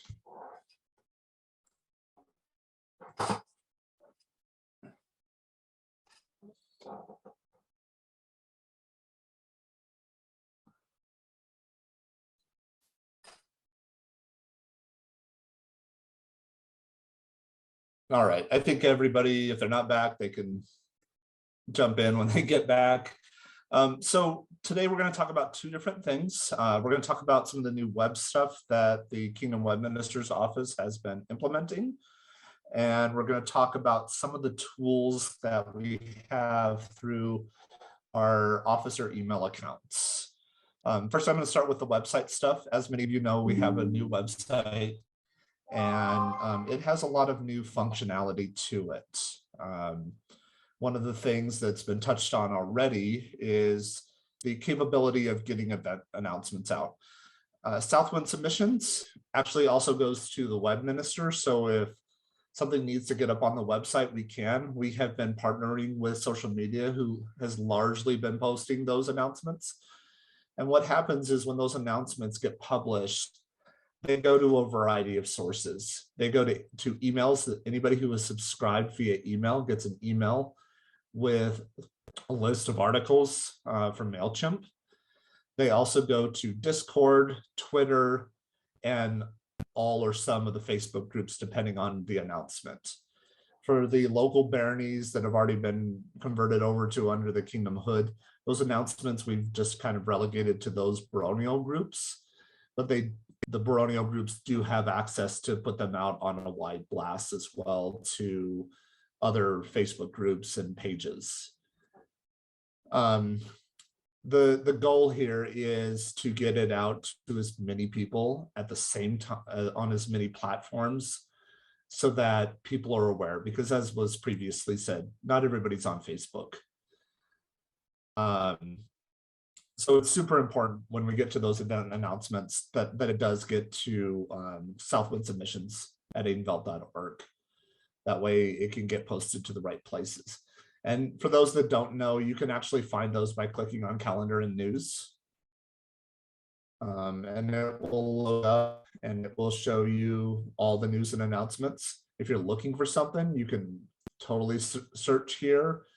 Like if you wanted to find the DEI schedule, you could type DEI, hit enter, and it's going to take you to a page that has anything that's listed with DEI. And you can see that there's, like 6 different things here. I'm going to put in a plug here for the pushing of the announcements. I actually signed up with 2 different emails to have these announcements pushed to my email. And it is super, super handy to get those just dropped in my inbox, so I'm not missing out on announcements that are coming through. And the fact that if you don't get one, there's a digest version as well. So if you missed something one day, the last X number of events is one or things is great. Yes, thank you for doing that. Until last couple days, anytime you went to the website, you would get a nice little pop-up box. We figured we would do that for a year so that people could get subscribed and be aware of it. That pop-up box would only come once per 7 days. We've changed it to once a month now. We've gotten some feedback that people thought it was too intrusive or it was spammy, and the goal for the web minister's office was to get as many people signed up through the email as possible, because those digests are important, and because we are putting those announcements out to a wide variety of people. If you don't have the pop-up box on any site or any page on the Kingdom website, if you scroll down to the bottom, there's the get announcements here, and you can fill this out, and it will also send you announcements. Now keep in mind, as part of those announcements, because they are through MailChimp, you can unsubscribe at any time. It is not required. So if you feel like you're getting spammed because you're getting an email a day or an email a week and you don't want to do it, you can go to one of those emails and you can unsubscribe from them. Some of the those are the basic tools that we've kind of implemented through the Kingdom website. I do want to touch on a couple other things. Our OP is still a work in progress. There are some very complicated things that are happening with it, and we still have people working on it. And so if something isn't updated in a timely manner, please have patience, because there may be not a capability of adding that yet. We don't have the capability of adding people's officer jobs or their temporary, like their honorary titles, like if you're an ANS winner or something like that.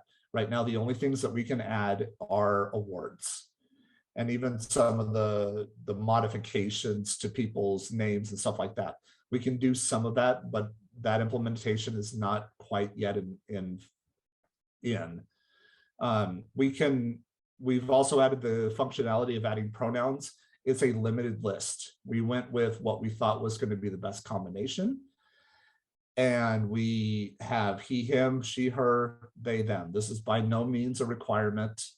If you don't want it listed, that's fine. If you do want it listed, just let the web minister's office know. We also have a form at the bottom of every page that says correct your OP record.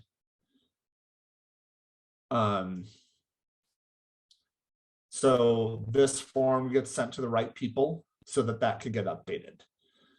The other thing that we implemented recently was the wiki. The wiki is where we're going to start storing a lot of our historical information. There has been a number of people who have been actively helping with that. Lady Aurora, myself, a number of other people from other baronies have been putting in information. My deputy, Ursula, who is not here today, she is the wiki deputy. If you need stuff sent to the wiki, there's a form at the bottom. There's also wiki update at atenveldt.org. That will get to anybody who has access to the wiki, and they can go through and they can add things. Some of the things that we have been trying to put on the wiki is, as you can see, is officer stuff, things about our populace, our royals. This is pretty much where we're going to be keeping a lot of our historical information moving forward. But it's still a work in progress. There is a ton of information that has to be inputted manually on this. And so it takes people time to get that information implemented. So as far as the website stuff, does anybody have any questions so far before I move into tools that you have with Google?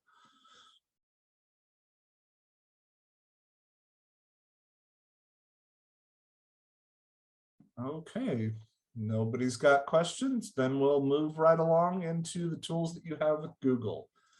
All right, so I am currently using, I need to sign back into my account here. Give me a second.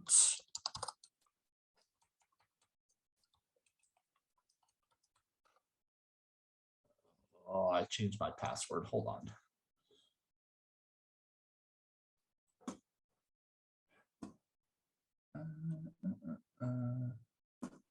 Sorry, I'm on my work computer, so I have the password stored somewhere else. It's not 1, 2, 3, 4, 5, 6. No, it is not. Please don't make that your password. Try password. No, that's not it either. I used to like QWE 1, 2, 3. Wow. You guys are hilarious.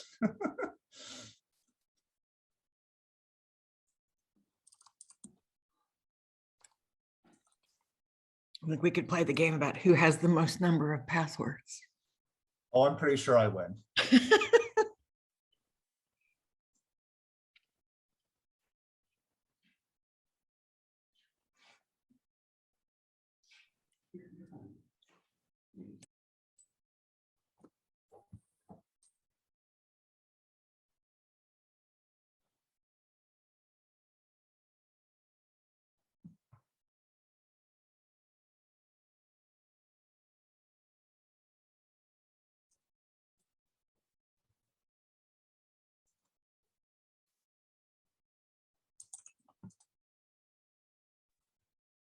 while we're waiting, I just want to make a comment that I love the fact I can sync my Google Calendar with the Kingdom Calendar or the Barony Calendar. So, because I'm a very calendar oriented person, and so it's a fantastic tool for people that use that. All right, now that I'm into my account, for those of you that use Google, if you go to the Google website, up in the top right-hand corner, you're going to have this interface here. Or if you're on the Google website, and this is where you can find a lot of tools that you might have access to.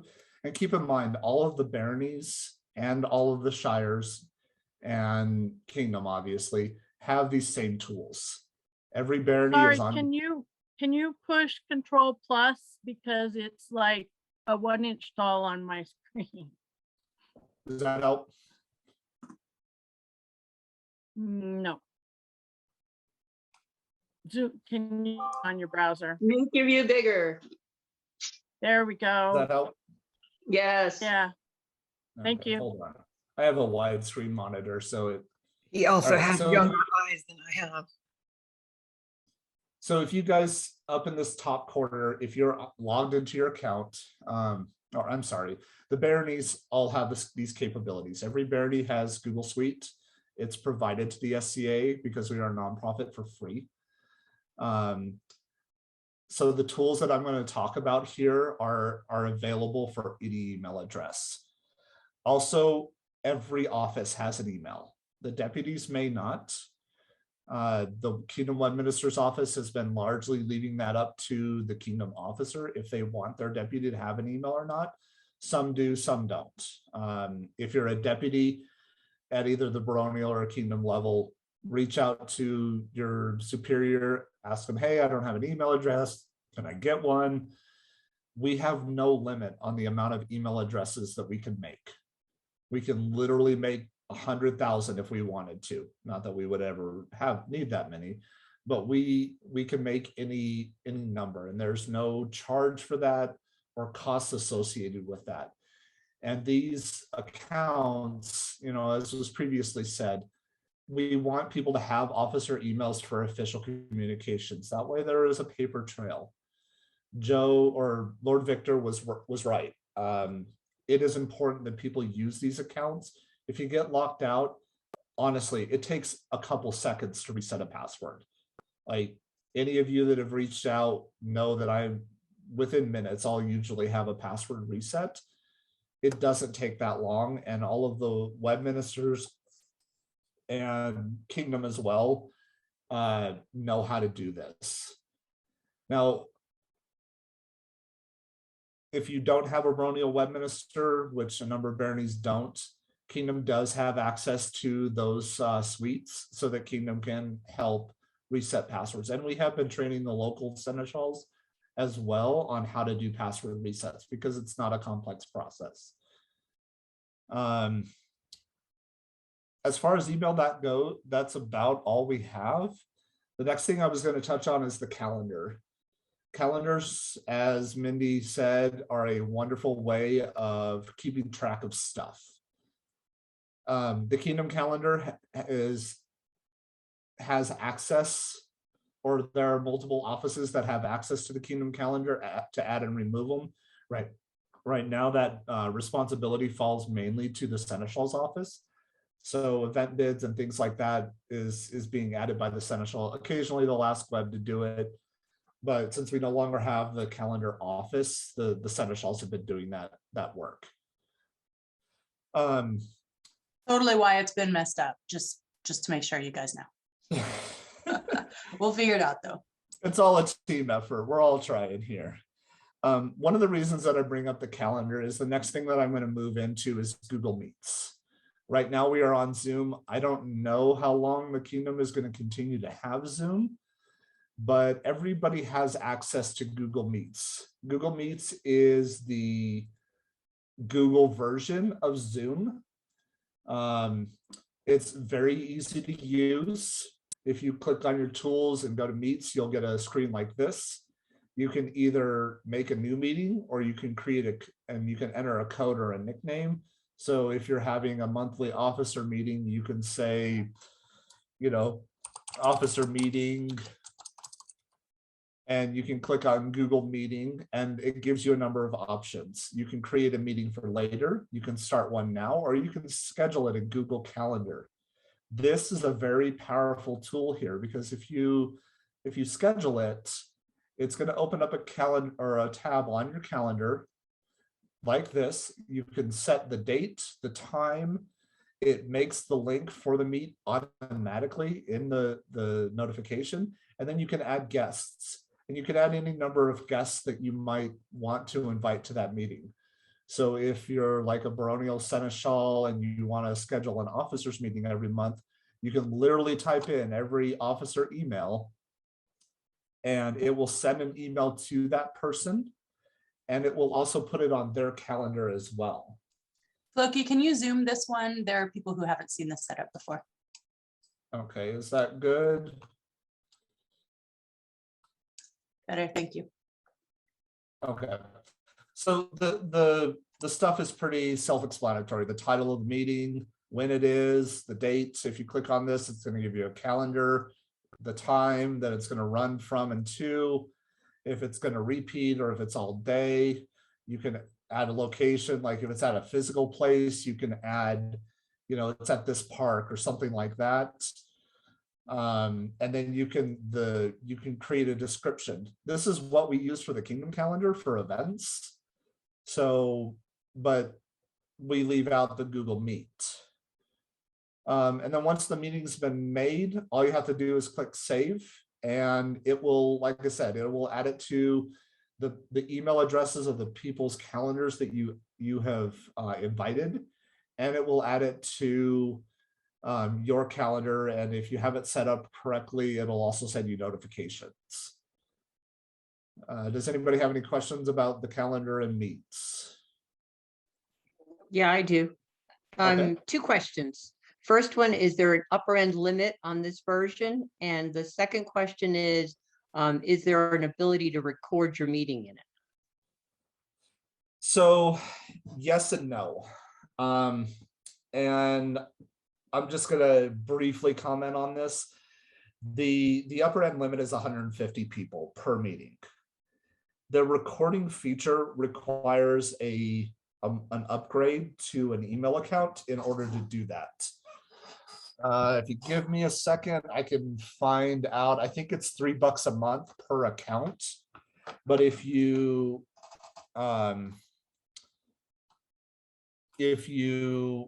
do upgrade that account, then you can then record. Give me a second. There's a thing for nonprofits. I just gotta find the link real quick. No, I shared it at one point. I think I bookmarked it.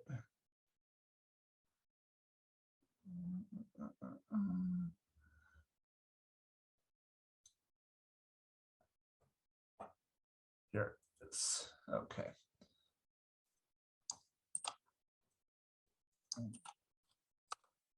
All right, so this is the Google Workspace offers for nonprofits. I'm going to send that link into the chat as well, so that if you want to look at it manually, you can.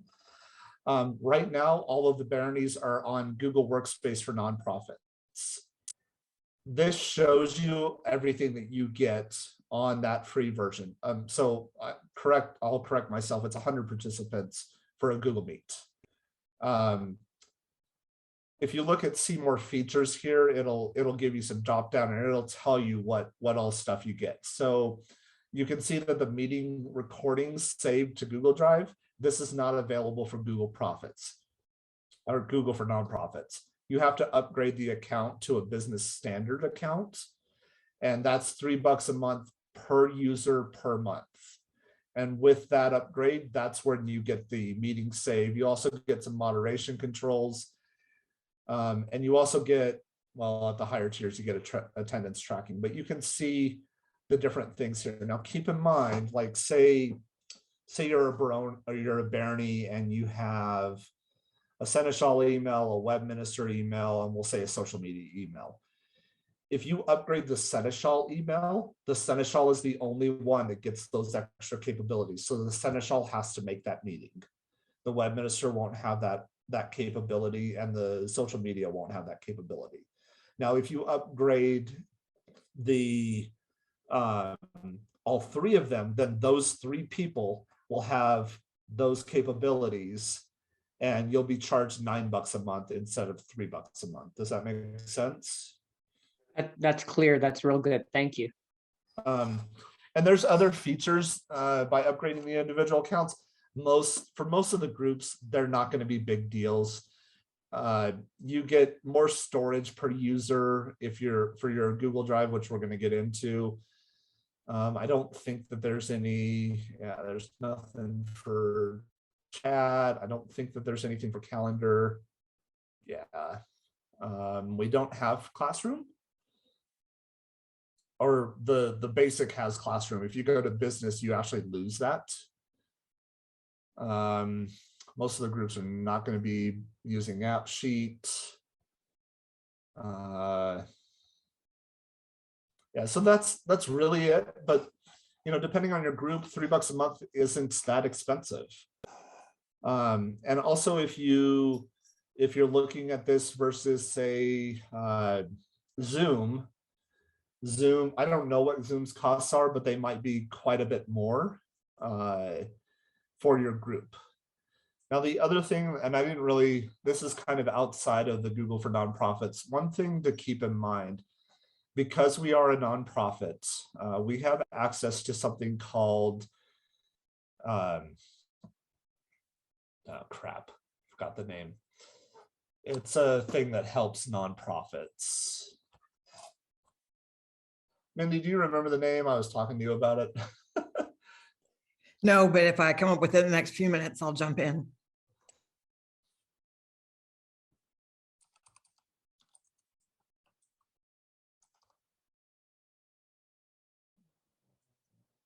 Profit.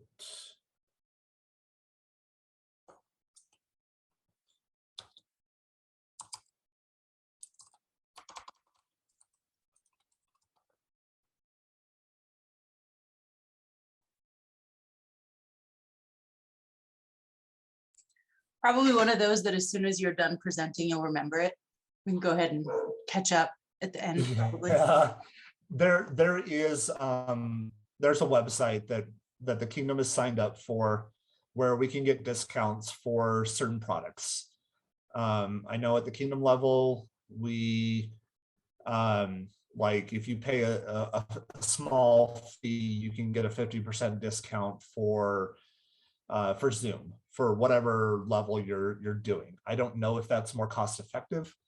That's not really my area, but the process to get signed up on it is very involved. I know at least the barony of Mons Nitrous has access to that because I set it up when I was web minister there, and Kingdom has access to it. So that is one thing to keep in mind. But moving along, the next thing we're going to talk about is Google Drive, or I'm sorry, Google Chat. This is not really something a lot of us are using. It's not really something I would expect a lot of groups to use, but I do want to touch on it. Google Chat is a way for our organization to talk to each other. It's very similar to Facebook Messenger, but it is tied to your email accounts. So one of the advantages of it is if you have somebody who's in an officer position and you want to communicate with your officers, you can use these Google Chats and these spaces, which are basically group spaces, to talk internally.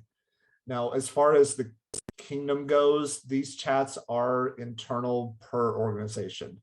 So right now, Kingdom can set up with Barony of Sundragon and Shire of Windale and Shire of Burning Sands, but because of all the other baronies being on their own separate Google platforms, the baronies are kind of quarantined into their small little groups. So you can chat across platforms, but you can't do spaces across platforms as far as I know. But this is one way of communicating with officers and keeping it within their individual officer emails so that there is that chat trail, more or less. The next tool we're going to talk about is Google Drive. This is one of the best tools for storing information that we have at our disposal. Google Drive is where we keep a lot of documents and other relevant data. Google Drive is not limited to a specific email address. Each Google account, so like if you have a Webmaster account, you have 30 gigs of storage. This is where you can keep useful files, you can create folders. But the other thing that's very handy is shared drives. These do not take up your personal space. And these are ways to share documents across with other officers. For instance, like if you look right here, we have Kingdom and Media photo waivers. This is an account, or this is a folder that Web, social media, Chronicler, the Signet, all have access to. So if somebody files a waiver, they have access to go in there, drop the document in, and anybody who is in that drive can see those documents. Before I took over as Webmaster, every group kind of kept their own set of waivers. And when the Chronicler and Web and social media sat down, we were like, hey, we're all keeping these separately. I have some, you have some, they're all mismatched. So we created a central point for all that information to be stored and shared. In fact, earlier this week, the chronicler for Barony of Triscothere reached out to me and said, hey, I've got a bunch of waivers. Are you guys storing them? I said, yeah. And we granted her access to this drive so that she can drop her waivers in here for stuff, or see if there's waivers already on file so she knows what she can use. You can make these public or private so that anybody who has a link can access them. The way that you do that is with this gear up at the top. Well, no, not there. You have to actually go into the folder itself. And you'll see over here on the side, can you guys see that okay? Where I'm hovering on the right, or do I need to make it bigger? I'm guessing for people who are on a small screen, you might need to make that bigger. Okay, well, so you can see who has access. This is where we can add access. So if somebody else needs to be added to the account, we can, and you can even give them access to only view. You can give them access to be able to drop files in. You can give them access to be able to delete files. For this purpose, as far as this folder goes, the only people that have access to delete are admins, like the Chronicler, Web, and social media, and the Signets.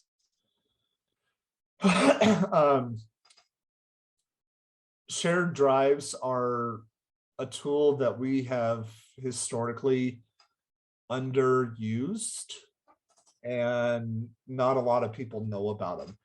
The other nice thing about the drive is when you invite an email account to the shared drive, it will send that person an email and say, hey, you've been invited to modify or view this document.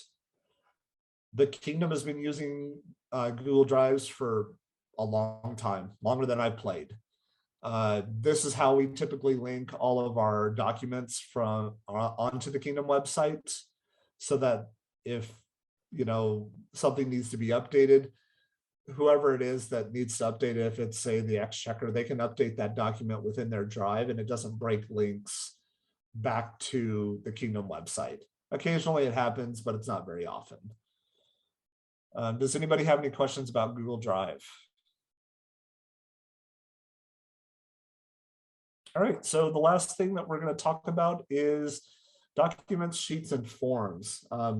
These are basically like Office. Sheets are spreadsheets, documents are documents, and forms are forms. I want to touch on forms. Not a lot of people use these. They're very easy to use, very easy to set up. And one of the nice things about these forms is when you set one up, you can have it automatically output to a spreadsheet if you want. So it will put all the data for all your questions into a nice handy spreadsheet. These forms are also embeddable on our Kingdom website, which means we can, if you give me a link to your form, I can put a link on the website. All they have to do is click on it and it takes them to that form. We've been using it on the Kingdom website. And like the DEI survey, that was a Google form that Lord Edward created. He sent me a link to it and we added it to the website. So leveraging Google Forms is a good thing. That's really about it. Does anybody have any questions about anything that I've talked about or forms or any of that stuff? All right, well, I guess that's everything. Hope you guys found this information helpful. If you do have any questions, feel free to reach out to the Kingdom Web Minister's office. Oh, one last thing I did forget to mention. Kingdom officers, I have been asking, pleading, begging for you to make sure relevant forms are on the Kingdom website.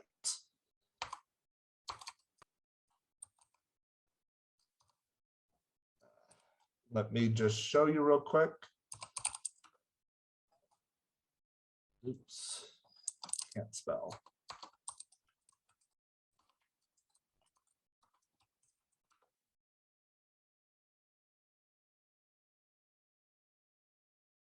Now my internet decides to be slow. Leodin had covered that there's the document library. If you are a Kingdom officer, please look through these sections. You can actually click on these links and it'll take you to that section. So like, if you web minister, you click on web minister, it'll scroll you down. It'll show you the web minister's documents that we have. And, so if you have a form that you need on here, please let us know. Send us a link. Say, hey, this isn't in my section. Can you please get it added? That way we can have it on the Kingdom website. It doesn't take us long to get it on here. The other thing is if we add it here, it also adds it on to your individual officer page. Like, so if you go to people and you say, go to Exchequer, and then you scroll down to the bottom, it shows all the Exchequer documents here, and these stay in sync with each other. So if we add it to one page, it adds to the other automatically. And this is a place where people can also find forms for the specific offices. Thank you. Yeah, and I would encourage everybody to check and make sure the stuff isn't outdated too. It's not just making sure there's a link for what you need. See if there's stuff that we should be taking down. I think sometimes that's just as important, if not more important. Yeah, as web ministers, we don't know what forms are important. It's really on you to let us know if there's a form that's important that needs to be there. I've had people come to me and they say, do you know where such and such is? And I'm like, I wasn't even aware of that form. So maybe if you look here or here, we can find it. I can't keep track of everybody's documents. You're going to have a better understanding of what documents you need for us. We tried linking what we could on a per office basis. The document library is the best resource. We've linked stuff that is from society as well. Like for the Shadow Lanes area, we linked in a lot of the Shadow Lanes stuff from society that society has put out. Keep in mind, we don't want to make this too overblown, just important documents that people, not necessarily for your office, maybe, but things that the general person is going to need. So like if you have a reporting form, yeah, we can add that, but the average person isn't going to need that, just the officers. All right, well, I'll go ahead and stop my screen and turn it over to you then.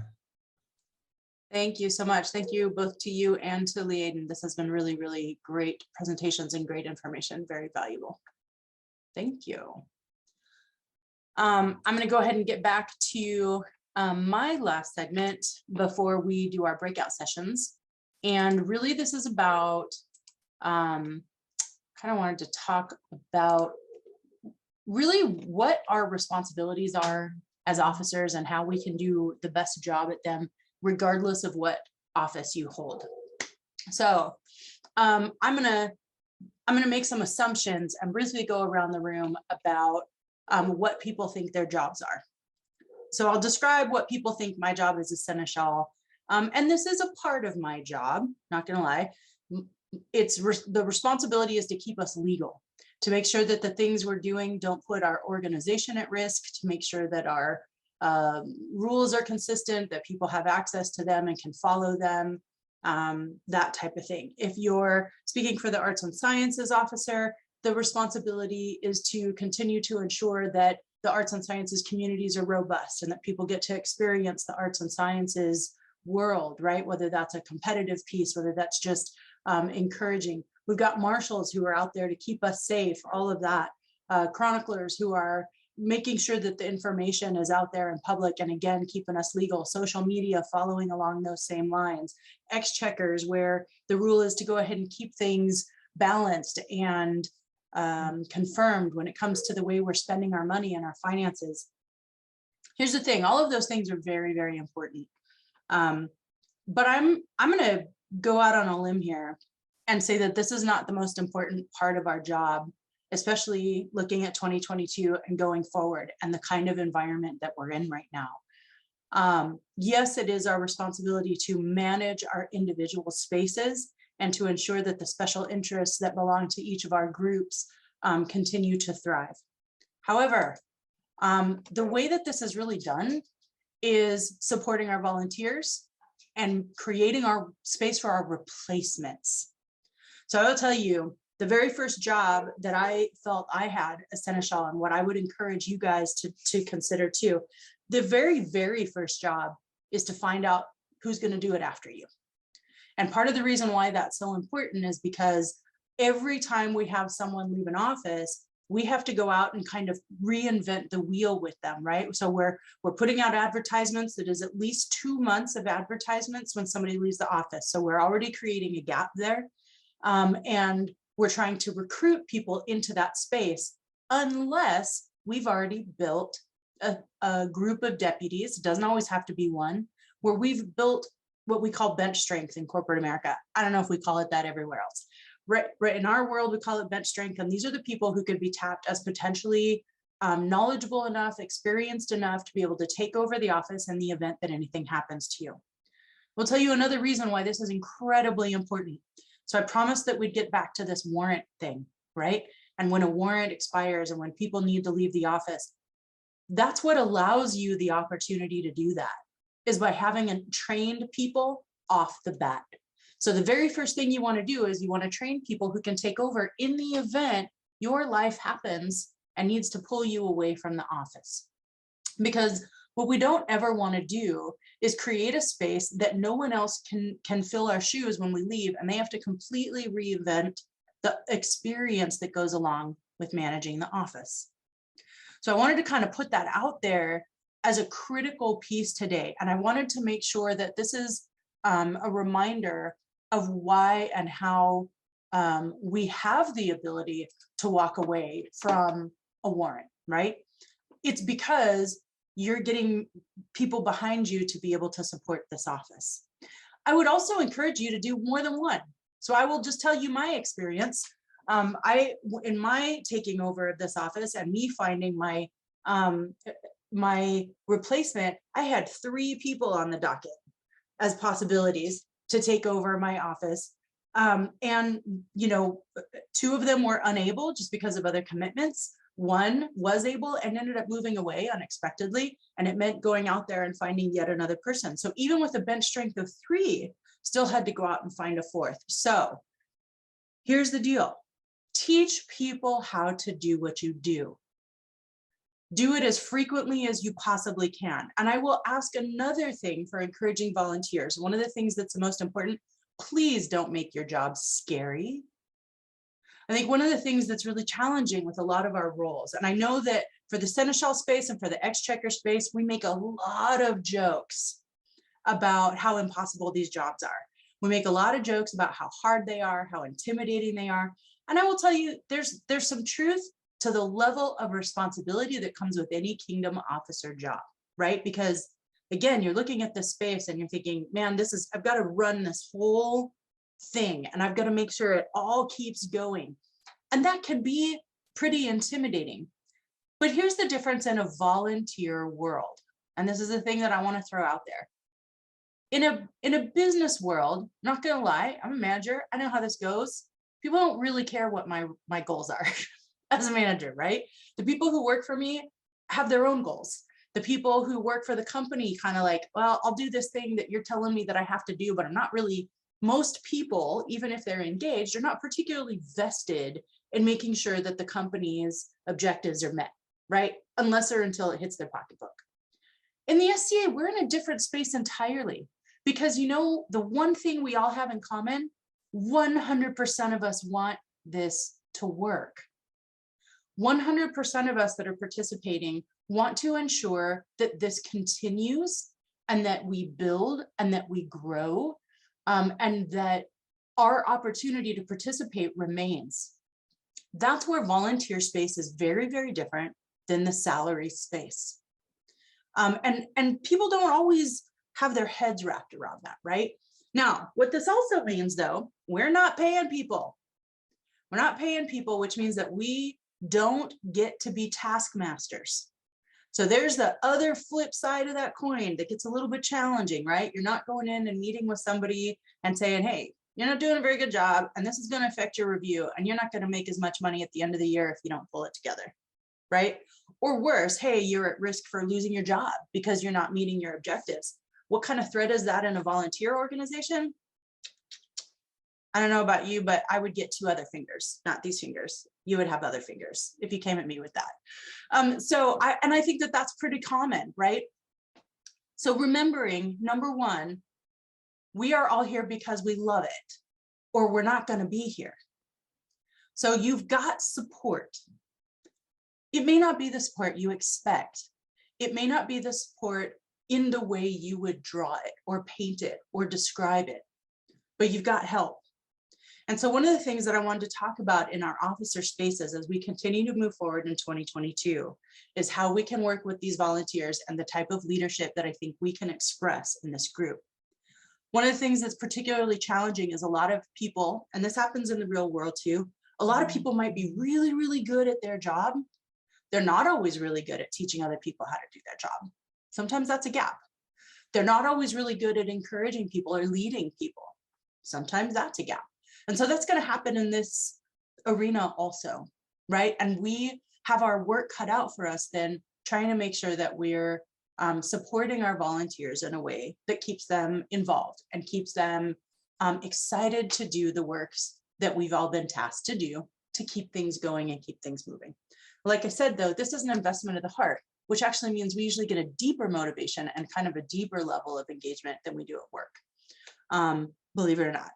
So people are disappointed and frustrated when they're unable to make things happen in the SCA, unlike in our modern spaces.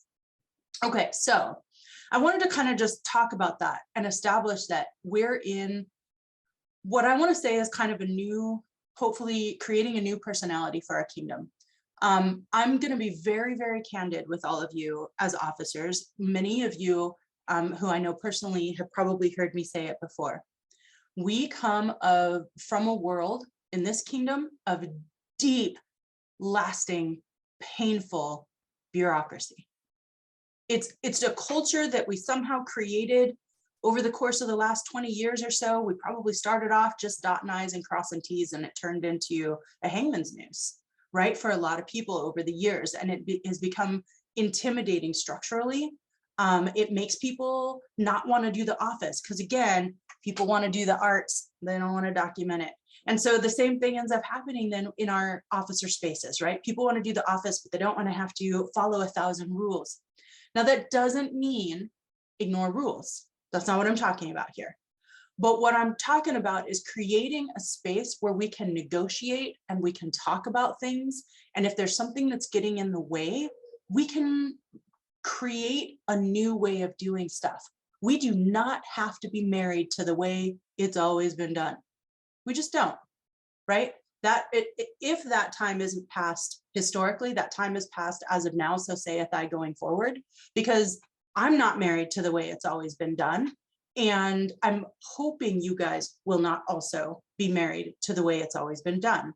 I want to make sure that we understand that what we're creating is a new type of experience in the SCA, in particular with some of these hybrid opportunities that we have happening. We've got people who literally have never done anything but played SCA online. They found us online, they've participated online, they've never been to an event. The other thing that we experienced was with Estrella. When we sunsetted that event, we found out that there were a whole bunch of people. I mean, we kind of always knew there were people who only ever did Estrella. What I didn't know is there were a whole bunch of people who only did Estrella because they thought that's all there was. They didn't understand that there was an entire organization around this event and that it was one event of many, many events, or that they belonged to a local group that was actually a part of the bigger group. Right? So there are people who don't understand they're a part of a kingdom, or that they're even a part of the larger SCA collective. Can I say SCA collective? Is that weird? I don't know. I don't know if that's weird. Okay, so this is what I wanted to talk about, was how we encourage our volunteers. I want to make sure that my expectations of you all as officers was clear, and that also that it creates some approachability to the Seneschal's office, if that's something that you've never been sure how to approach. Man, if you've got an idea, if you've got something that you want to do differently, if you're in an office that you're like, hey, this is the way it's always been done, but I don't enjoy it, I'm not getting good traction, there's this thing that I have to do all the time that is just dragging people down and making them not want to do the job. This is the thing that makes my work hard. Whatever that is, I want to talk about it. So I want you to talk to your, if you're not at a kingdom level, I want you to talk to your kingdom superior officer. As a kingdom officer, I want you to start talking amongst each other. I want you to start talking to me about, let's not dig our heels in and say, this is the way that this must be done. Let's talk about, this is the way we've done it historically, and here's some of the problems that that's creating, and what can we do to get past it. It doesn't mean we're always going to be able to erase stuff.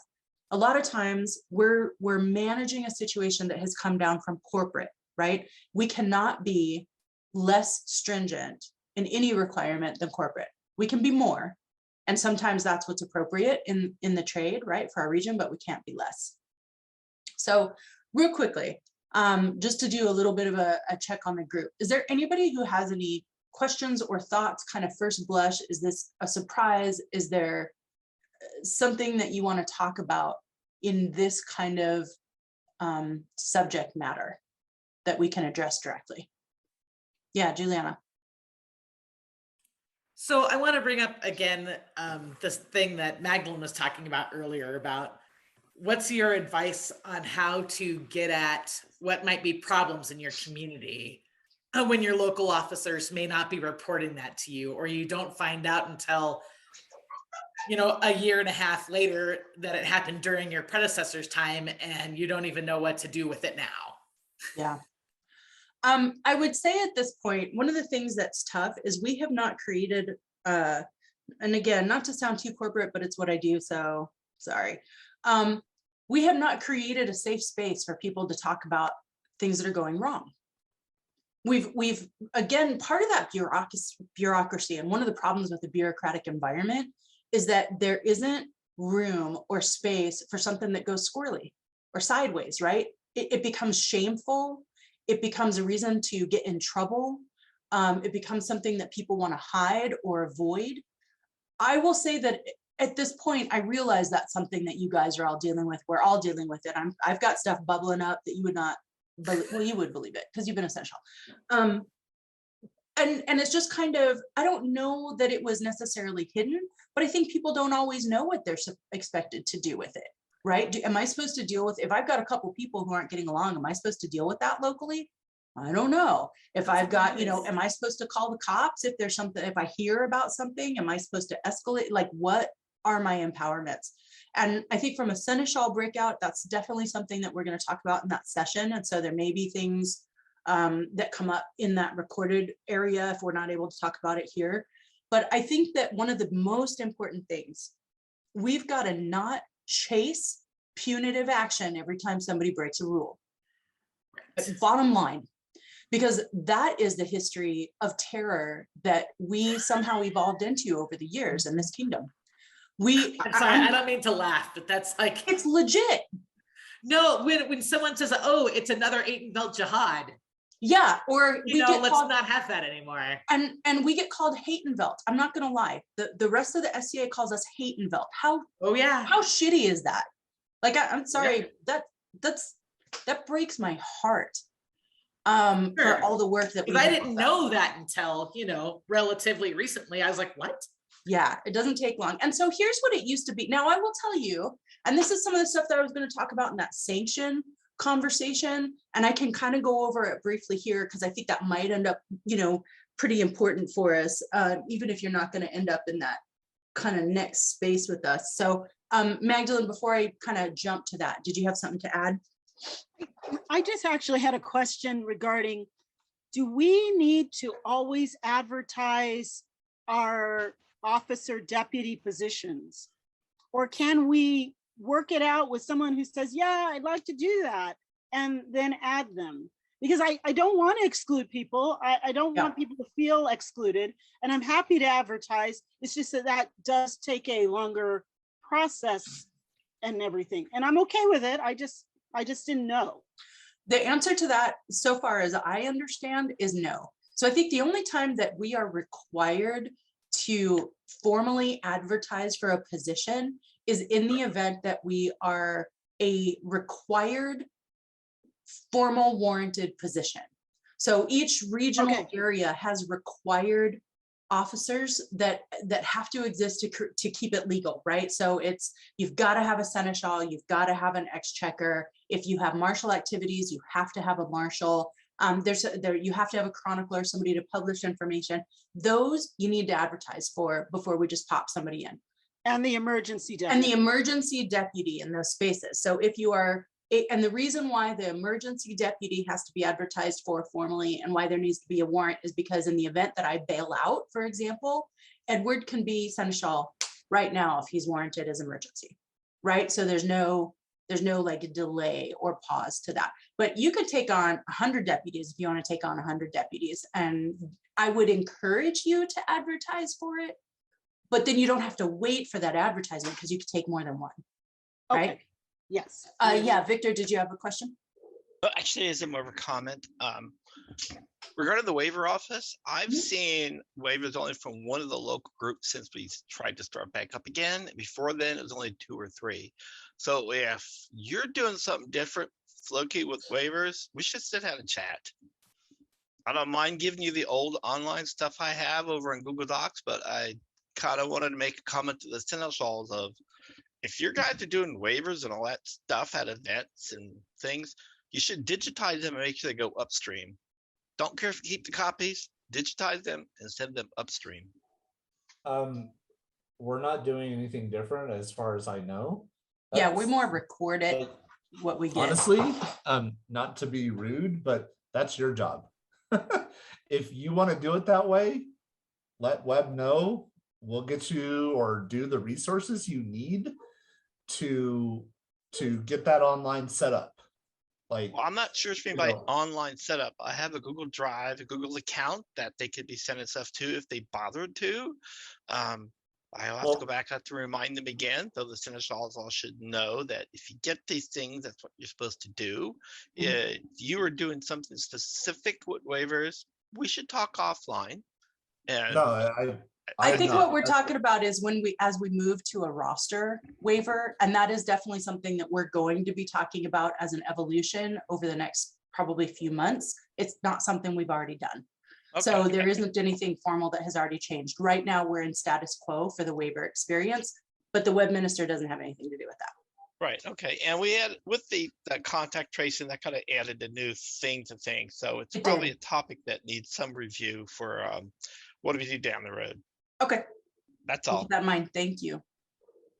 Yeah, Ashley, did you have something? Yeah, just to go back real quick, about the nickname Atenveldt. Because I'm super new and you don't know that you're going to run into something until you run into something. But during one of the shadowing trainings, we had other Kingdom shadowlings join our trainings, which was so super cool. And then I started this off training conversation where we were going to try to host a inter-kingdom shadowing day where we would just all come to Zoom and sit down and just talk about what we do, what's going on in the kingdoms. And I actually talked to two folks who are like, no, we don't want to talk with or around Atenveldt. And so this impromptu, I don't want to call it impromptu, but this reputation is something that it is blindsiding if you don't know that it's there, but once you know that it's there, it is so hard to work around.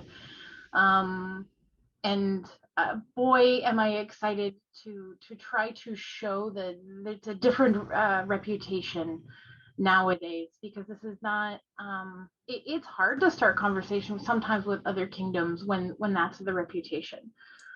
It is. It's yeah. awful. And it was something that evolved over time.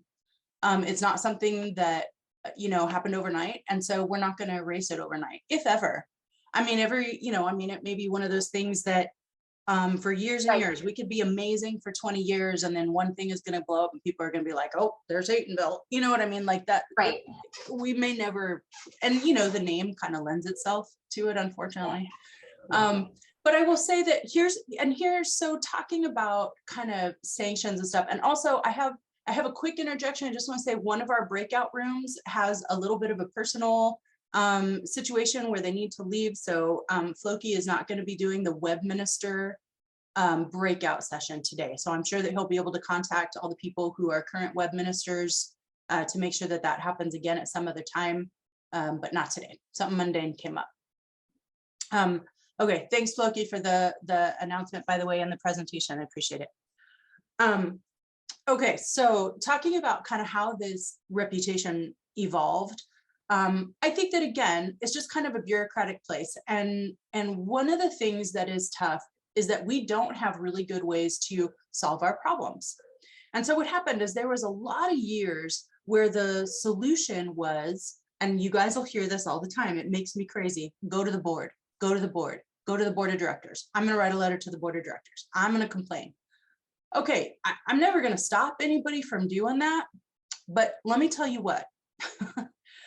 Here's what happens when you do that. The board of directors is not a court. They're not a place where they're gonna mediate or solve our problems. The board of directors' responsibility 100% is to keep the organization going. So they are our legal representatives to talk about how we as an organization spend our money. So they're like a massive financial committee, right? They're a massive self-perpetuating, by the way. They vote their own members in, right? We don't have a vote for who gets joined. It's not a democracy. And their whole role is to keep the SCA going. So when somebody complains to the SCA as a corporate organization and says, I have a problem, they have one tool to solve that, and it is a hammer. That's it. They're not there to play with us. They're not there to support us and go, well, let's see what we can do to solve your problem. That's just not their job. And so for the last 30 years, 40 maybe, people have been going to the board to solve problems, and the board's response has been a hammer. And so that turned into the way, right? What it turned into is this is how we solve our problems. We don't deal with it locally, we go to the board. So I want to talk about our problem solving abilities here at home. There are things that we can and should and must do to avoid going to the board of directors. That doesn't mean we're trying to keep secrets. I'm not talking about that. I'm talking about if we want to truly grow and we want to change this reputation and we want to solve our problems, we have to do that locally. We have to not wait until things escalate and build to a point that it's no longer manageable on a smaller level. Yeah, Antonio, you had a question? Definitely, and I wanted to follow up with this because not necessarily on the BOD side, but on like the corporate officer side, because going to a whole bunch of events throughout the known world virtually, I see the blurb of if you experience bullying or if you experience hate speech, contact, like directly email your board opsman or the president of the SCA as a whole. Yeah. So my question is, because they're already stating, hey, go directly to corporate for those types of things, do we as a kingdom set of officers or as like a local set of officers, how exactly do we try to tell our populace, hey, we at the local level or at the kingdom level are equipped to help and provide meaningful and impactful resolution rather than going straight to the top? And what kinds of things really are outside of our power to say, hey, this is not really our purview. This is something that society corporate has to bring down the hammer on? That's a really, really good question and a really great point. So I think one of the challenges that we're always going to experience is defining bully. So this is a really big challenge, right? Is it somebody who disagrees with us? Is it somebody who disagrees with us badly? Is it someone who created conflict for us? Because, you know, the reality is that when we're in an organization of free thinkers and, you know, a diverse and inclusive society, what that also means is not every interaction is going to be amazing. We're not always going to agree with each other. I think where the challenge is we don't want to gaslight anybody. We don't want to tell them if they've been bullied that they're not being bullied. That's not what this is about. But I think when the board talks about having a zero tolerance policy for bullying, I think they have a little more of a specific idea of what that means than just anybody who pisses you off, we're going to go to the board and we're going to say that's bullying and they've ruined my SCA. And so you have to manage this situation. The hard part is that you can't put in black and white what counts as bullying and what doesn't count as bullying, right? So that's what I said. I'm not telling you can't go to your ombudsman. I'm not saying you can't go to that leadership. What I would say is that we need to really encourage people to take a good hard look at their personal experience. And is it somebody who is intentionally bullying and oppressing you and intentionally trying to do harm? Because in most cases, it's not it. I'm not saying it never happens. I have definitely seen it happen. But I think for the most part, what you've got is people who are not communicating well, people who communicate poorly, people who just can't find resolution or agreement in any given space, which makes both of them feel bullied, right? That's the part that people forget. Oftentimes when two people aren't getting along, both of them feel like they're on the losing end of the stick. Now, I would say as far as where we have meaningful options for resolution is something that we have to be responsible locally to help with that. And not everybody is prepared for that circumstance. Not everybody is a great mediator. Not everybody is okay with confrontation. There are people who really try to avoid that. So I would say that one of our big efforts from the Seneschal's office, and Edward, I think will probably also support this notion. I think it's really important that we try to solve things that we can when it's very personal. So when you've got two people who are not getting along, who are pushing each other's buttons, I think that's where we need to try and resolve it. And I think that that's a matter of how we respond to the complaints. So you've got a couple of options, right? When you're a local officer and you hear of a situation and you've got a complaint, you can run that up the flagpole, and it might be appropriate to do that, right? Particularly through the Seneschal's office. So when I say run it up the flagpole, if you're a baronial arts and sciences officer and you see two people are getting along poorly, it is not necessarily Magdalene's role to resolve that. That is no longer an arts and sciences issue. That becomes probably a Seneschal issue, right? And so you work presumably with your local Seneschal The local seneschal, if you feel prepared to engage and try and problem solve, if there is not a legal reason not to do so. So remember that if somebody has, is being accused of stealing money, if somebody has physically created a situation where they have accosted somebody, and that's the accusation, these are not things that can be resolved through a mediation. These are hardcore black and white. That needs to be escalated, period, the end. And you do need to let your seneschal know, and the seneschal would need to contact me if you're not contacting me directly, and we're gonna make that work. We're gonna escalate that in the appropriate way. But I think that as a kingdom, we want to kind of create this mediation space wherever we can. Even in corporate, one of the confusing messages is that, again, if you've, and as Antonio brought up, you've got the message that says, if you're being bullied or you don't feel safe, you're going to escalate. There's a zero tolerance, policy. I get that. There is also a grievance procedure. There are and in corpora, and I would strongly encourage, I would say one of the biggest gaps we have in our organization is not enough people have actually opened the plastic on the box and read the rules. So when you're playing Monopoly, you guys are all in there arguing about the rules, and you're looking it up, and you're ready to follow the rules before you even start playing the game, start passing out your Monopoly money. But somehow in the SCA, people make all kinds of decisions about their experience and the experience for others without ever reading our corporate guidelines. And that's always been a little bit confusing to me.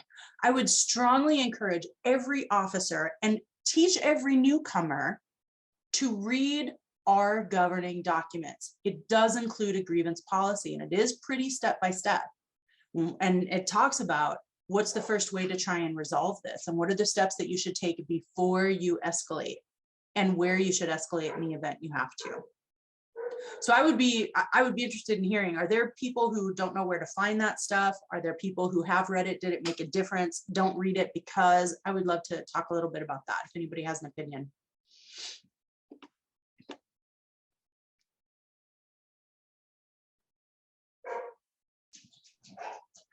So this is Ashley. From a newcomer's perspective, I do believe in the SCA newcomer manual, they do actually talk about that, which is why we printed it off and gave it to the baronies. And which is excellent and awesome. However, boy, is that not something that a newcomer wants to do. You know what I mean? Like, they don't want to talk, they don't want to sit down and read the user manual for the group that they just want to have fun with. Mm-hmm. So making it more serviceable, making it more, one of the things we are considering and trying to wrap our minds around is, how do we make it more serviceable? How do we make it such that it's digestible in a way that is not, oh, ew, this is a manual for a level of game that I'm not even trying to play right now. Yeah. But that's the only comment that we have. Yeah, and I think that one of the things that's really hard is that when we talk about level of game that they're not trying to play, they're playing that level of game the second they step foot on a site. And that's legit, whether they know it or not. Because one of the things that can't be used is, oh, I didn't know that was a rule. Well, sadly, you're held accountable for your actions and behavior and your manners. Absolutely. The second you hit the deck. So it's not necessarily, and I do get it, there's some cumbersome and dry documents out there, not gonna lie. And the only reason why I haven't taught, there's a lot of me that thinks that we should be out there kind of touting the rules and teaching the rules, not because it's that bureaucratic space, but just because we want to keep everybody informed, right? Here's the stuff that you're held to, here's the stuff that you're expected to do. And honestly, a lot of that probably should be in that SCA 101 space. Mm-hmm. The tough part is that for me, I don't want to hop in and start giving my version of the SCA's rules. And so one of my answers is almost always when people are like, what's the rule on that? I'm like, let's find it in black and white, because you're going to get my interpretation if I'm the one explaining it. And so that's why I hesitate to teach classes, though classes is probably going to be where we can make that digestible, right? So we might want to might want to think about some subjects where we literally just talk about it and say, okay, do you have examples where you think you would fall in, and let people understand that they're really interpreting the rules on their own. Like anything else, Monopoly has house rules, right? So you're going to read between the lines, and you're going to create your own experience out of that and say, this is okay and this is not okay. and one of the reasons why I like people to know stuff is like, I remember it used to be, there was a myth out there that you couldn't start a household if you didn't have an AOA. There was a myth out there that you couldn't get an award of arms if you didn't already have heraldry. There was there's just all this crazy stuff that people make up. None of that is real, right? So that's all myths. It's not even tradition. It's just stuff that people decided was the truth and then started sharing. And so that's where, to me, rules protect everybody when we talk about that, because the fastest way to be accidentally manipulated in the SCA is someone to tell you that it's a rule when it's not. Everybody goes, oh, that's the rule. Okay, cool. It's usually not the rule. So it is something that I think that we want to work in. And again, I think this is also where we start helping with volunteers. This is where we start helping people get more involved, is to help them understand that we actually don't have a really deep limitation for people to help in different offices or to help at events or to enjoy the SCA experience. We are not a pay-to-play organization. We are in some spaces, like if you want to hold a Kingdom office, if you want to participate in Crown Tournament, if you want to run for Baron and Baroness or your local area, these are the places where you have to have a formal membership. But as we all know, you don't have to be a member to show up, right? But you are still held accountable for the behaviors. Yeah, Valdez, did you have something? I was just going to say, I know you said you wouldn't like to have to teach classes on Corpora because then it's just your distillation of things. But what might be a useful class might be a class dispelling some of those classic myths. Yeah. And the class content being, this is where it shows in Corpora that this is the rule, or this is the actual rule, or that you can see in Corpora in that area, this is not covered at all. It's not a rule at all. It's urban legend, and yeah, that's a great idea. Essentially a Mythbusters type class. That's a great idea. Thank you. Just a thought. Yeah, let's think about it. Ashley, don't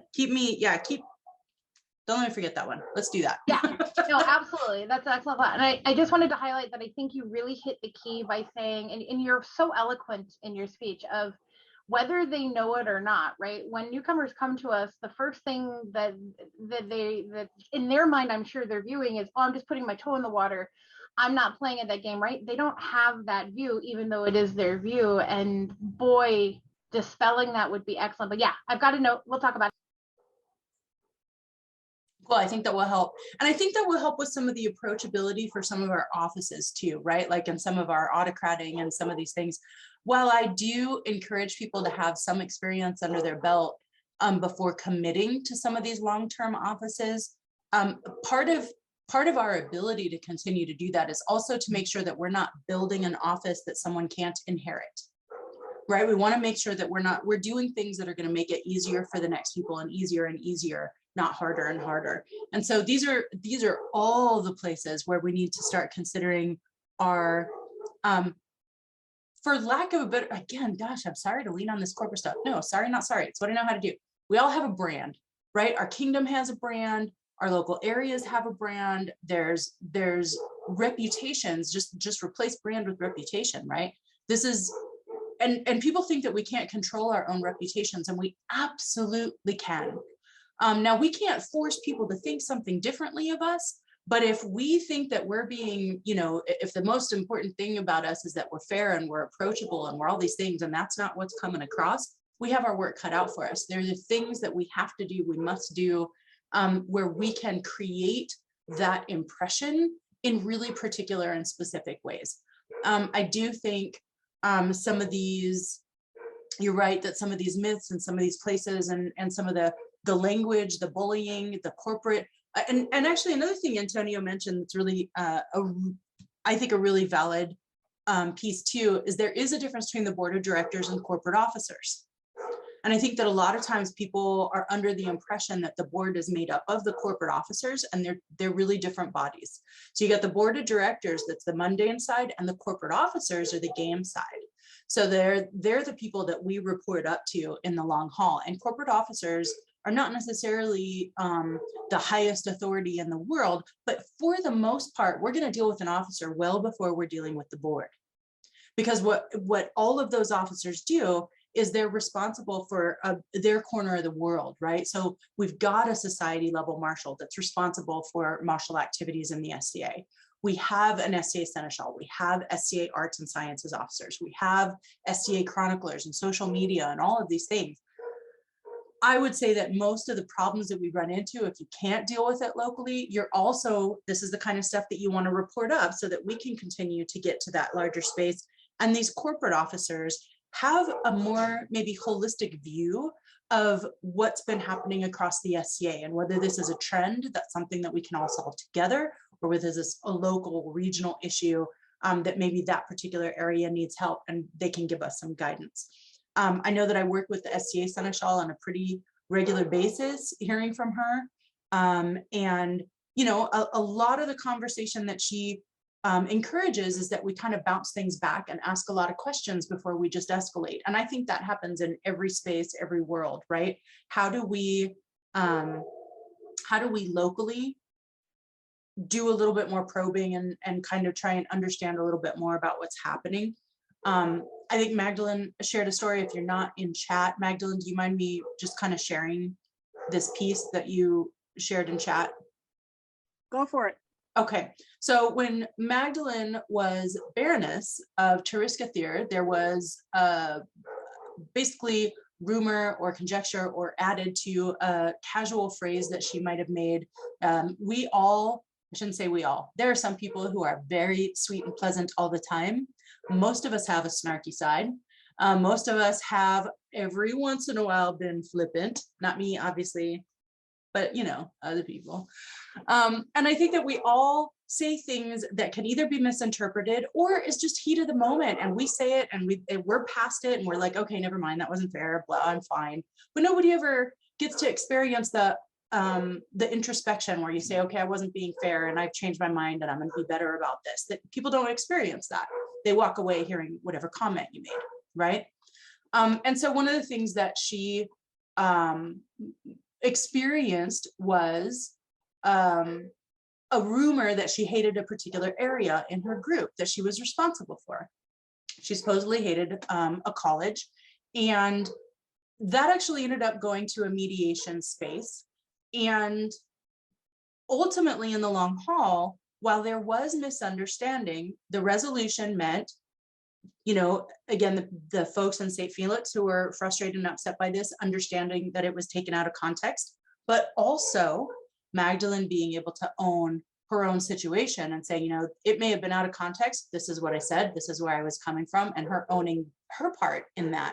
And I think that's one of the things that that's where mediation comes into play, and where, again, we have to be really careful where we slip back and forth into bullying. So I will tell you, as a person, any person in the SCA of rank, particularly if you're a peer, if you're landed nobility, if you're an officer, your words carry weight.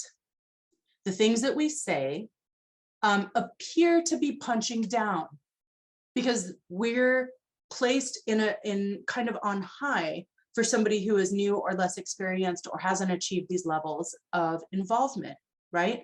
So when we're being snarky, it feels way worse than if somebody's being snarky about us, right? When you're talking about just the general experience. I've heard over the years a lot in the SCA, people that are like, oh my God, why are peers so terrible? Why is royalty so terrible? Why are peers in trouble all the time? Well, I will tell you why. It's because a peer is going to get in trouble for something before a non-peer will.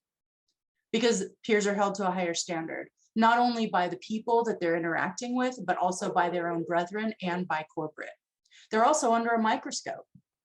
So the same holds true then again for our royalty, our landed nobility, our officers. We as kingdom officers are held to a higher standard.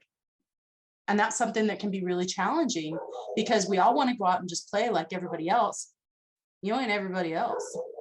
I'm just going to tell you right now, if you're in this room, you're not everybody else to your region, right? You're somebody who has authority, who can make somebody's game harder or easier. And that's a weird thing, right? That's a weird kind of empowerment that takes a lot of us a long time to really wrap our heads around, particularly if you have any kind of natural humility. You're like, what? Who am I? I don't matter. Why would anybody care what I say? Guess what? You're in charge of an area that of people's interest. What you say carries, what you say matters. So this is another part that becomes a really, really big responsibility in our kind of tips for officers category. So part of that then, we're at 1:30, we're already 15 minutes kind of past where we were supposed to be. I was originally going to talk a lot about emotional IQ. I don't know how many of you guys have heard about this. You know, most of us are familiar with general IQ, intelligence quotient, which I think we all agree is our ability to learn. It's not how much we know, it's how much we can learn.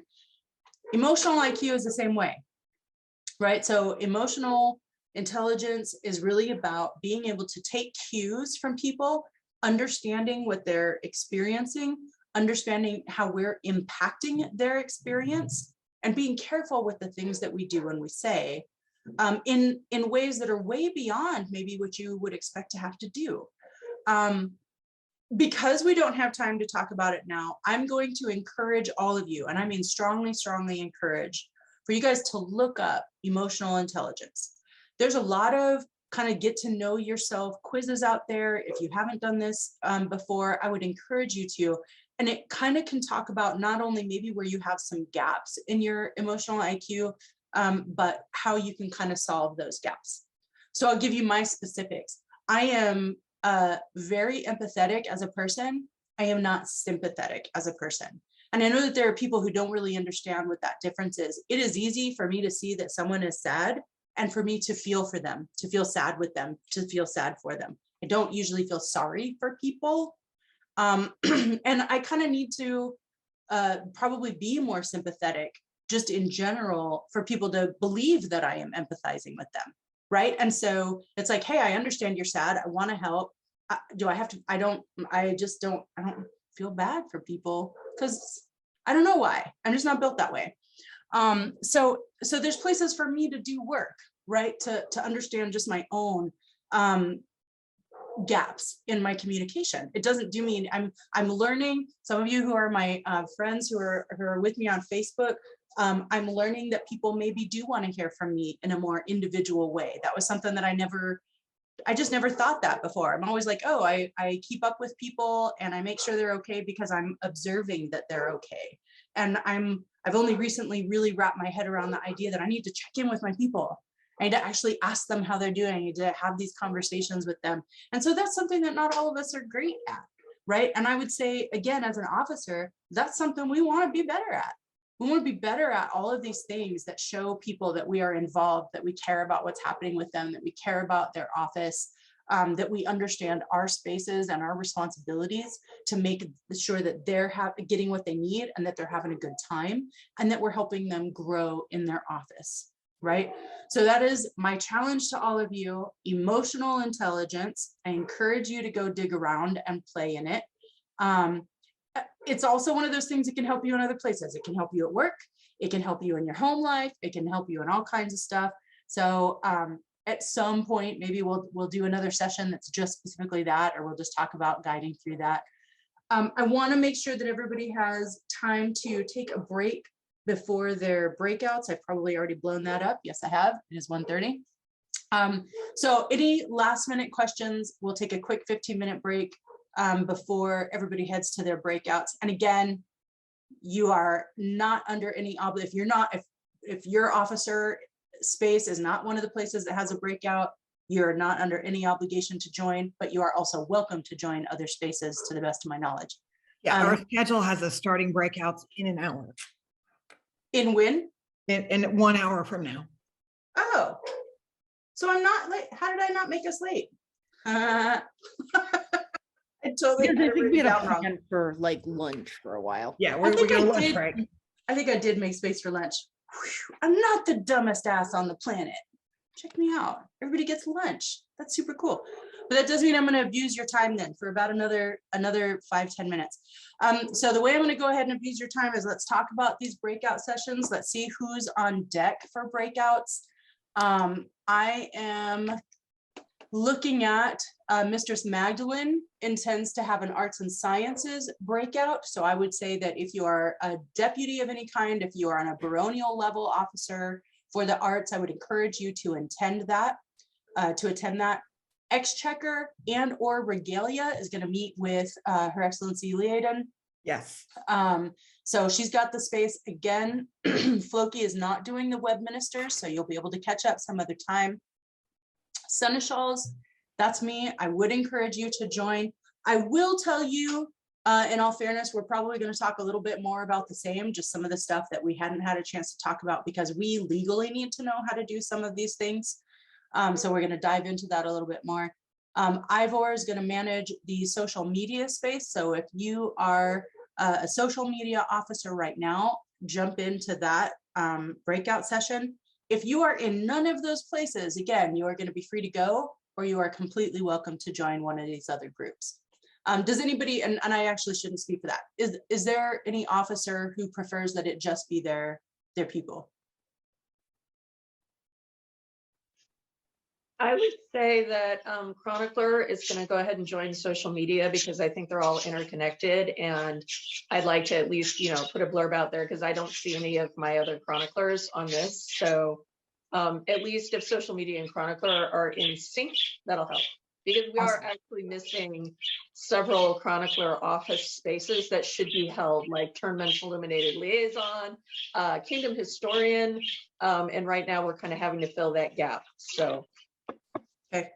And Your Grace, can you let everybody know that you, unless you're not doing them anymore, doing a monthly meeting with officers?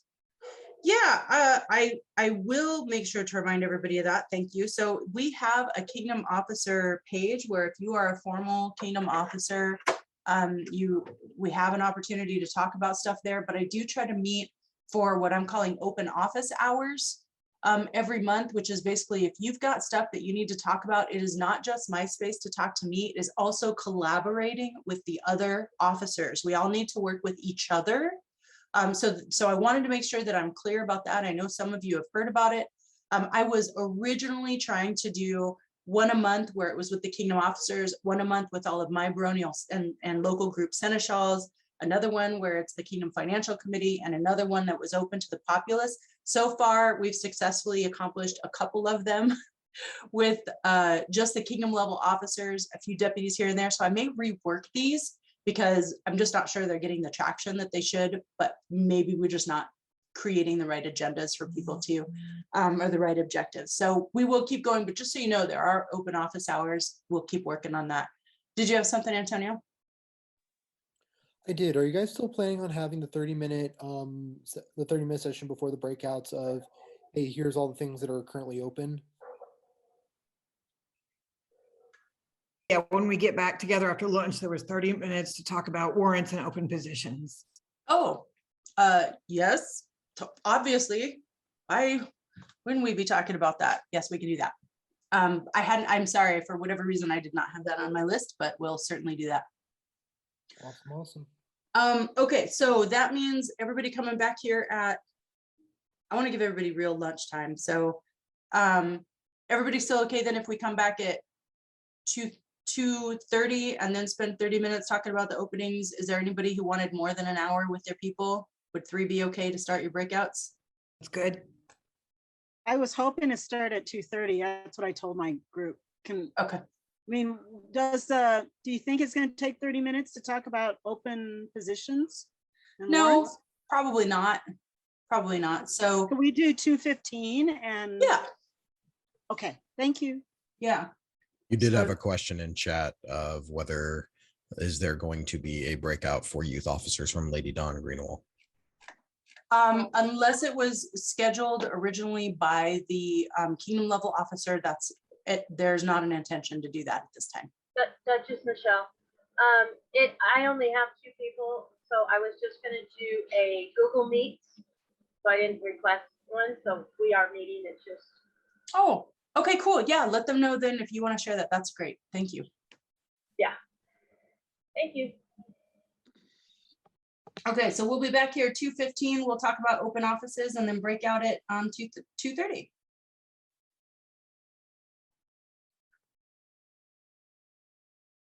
Thanks all.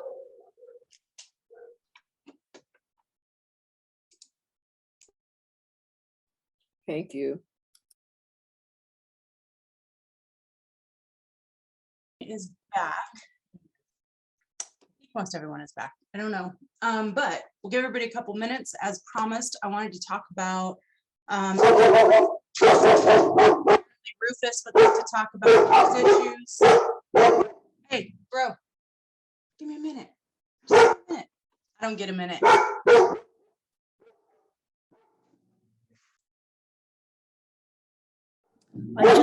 He's currently saving me from an Amazon Prime van that's across the street. Just so you guys know, he's doing his job well.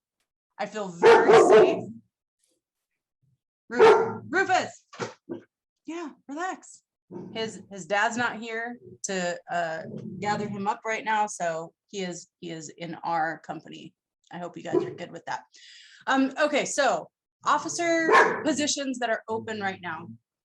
First things first, my drop dead position was open and is now actually officially filled by Edward as of, I think it'll be January. So we've made our selection after advertising for our 2 months. A couple of other places that are probably, we've passed the 2 month space. The first is social media. We've advertised for 2 months, and while we haven't, I feel a little probably out of my element making an announcement for a letter that probably should come from the Crown and probably hasn't been announced to even these individuals yet, but Ivor has been acting for a couple of months, and to the best of my knowledge is our selection for social media officer. We had Marshall, Kingdom Earl Marshall has been advertised for 2 months at this point. We had several applicants for that, which was phenomenal. And we're trying to, I think, build a crew, and there will be one person who is selected, but because there are multiple people who are hopeful for that office, I don't want to just kind of spill that here. They deserve to get a letter and have a conversation, but I think we're okay in the marshalate space at this point. We have some that are leaving. We have some that are still moving around. So our youth officer needs to depart. We've most recently received an application for acting. So we're going to need to advertise that for 2 months before we formally fill that space. But there will be an acting officer for those 2 months. We are missing regnum at this point, which has historically been a deputy position under the seneschalate. I think we're going to keep that as the deputy position. Edward and I are working out whether or not he's going to take over that role. Although, as many warrants as I've been receiving recently, I think that it might actually, we might be best served by having another deputy aid with that piece. So I'm going to say that Edward and I are going to talk about it, but we're probably going to have room for a regnum deputy in there. So that's going to be opened up here. Our chronicler is filled, our ANS is filled. We have our exchequer is filled. Exchequer, Leodin, do you have a drop dead yet? Or are we still waiting in there? No, I've had a drop dead for a while. What I don't have is Regalia, who is going to be moving.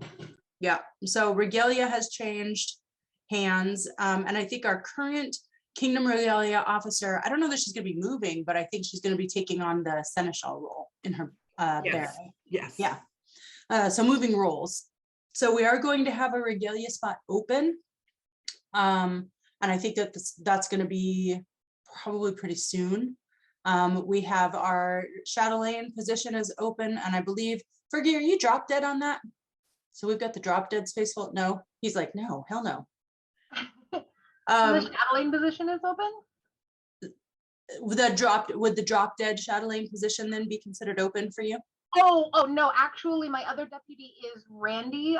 It's kind of funny, he's my husband, so I figured since he will be supporting me doing this with watching Jacqueline, he agreed to be the drop dead, and I'm like, well, that makes sense, you did put a ring on it. Right, there we go. All right, so we have a So drop I do dead. have a drop dead. Yep. A drop dead that gets to be held accountable forever and ever. Yeah, that's right, that's right. We have, let me see, a couple of other positions. I apologize that I wasn't as prepared for this as I should have been. We have some baronial positions that are going to be changing hands, or at least one. Twin Moons is going to be changing positions. So if you know someone who is participating in the Twin Moons area and is interested in potentially taking over as local nobility, those letters, they have until the end of the month to submit letters of intent for that. So we're running short on time there, about another 2 weeks. Web minister, we obviously have full, he has deputies. I don't know whether or not he has a drop dead.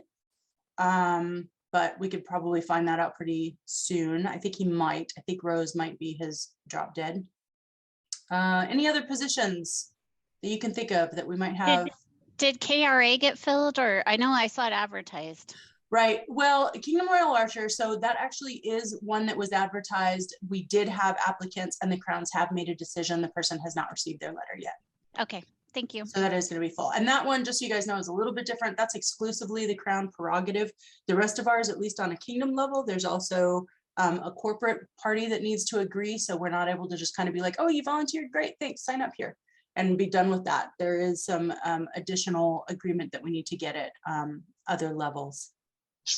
Actually, Chronicler, I do not have an emergency drop dead or any deputies whatsoever. There's like, it's just me in the role right now.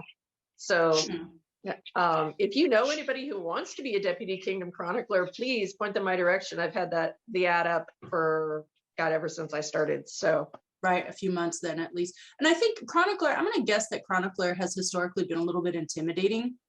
And I think when we were a paper office, man, that role was crazed. I did that at a baronial level as a baronial chronicler for paper and a deputy for Southwind at one point. And it was, I mean, hours and hours of putting together paper and collating, and it's still, I mean, the job itself, I've moved the office to using Canva, which beautiful templates. I don't know if any of you have actually taken the time to look at the new Southwind, but the layout is I've worked to make it much more consistent, easier to read. So that part has changed. It's not paper anymore. We have templates to work from.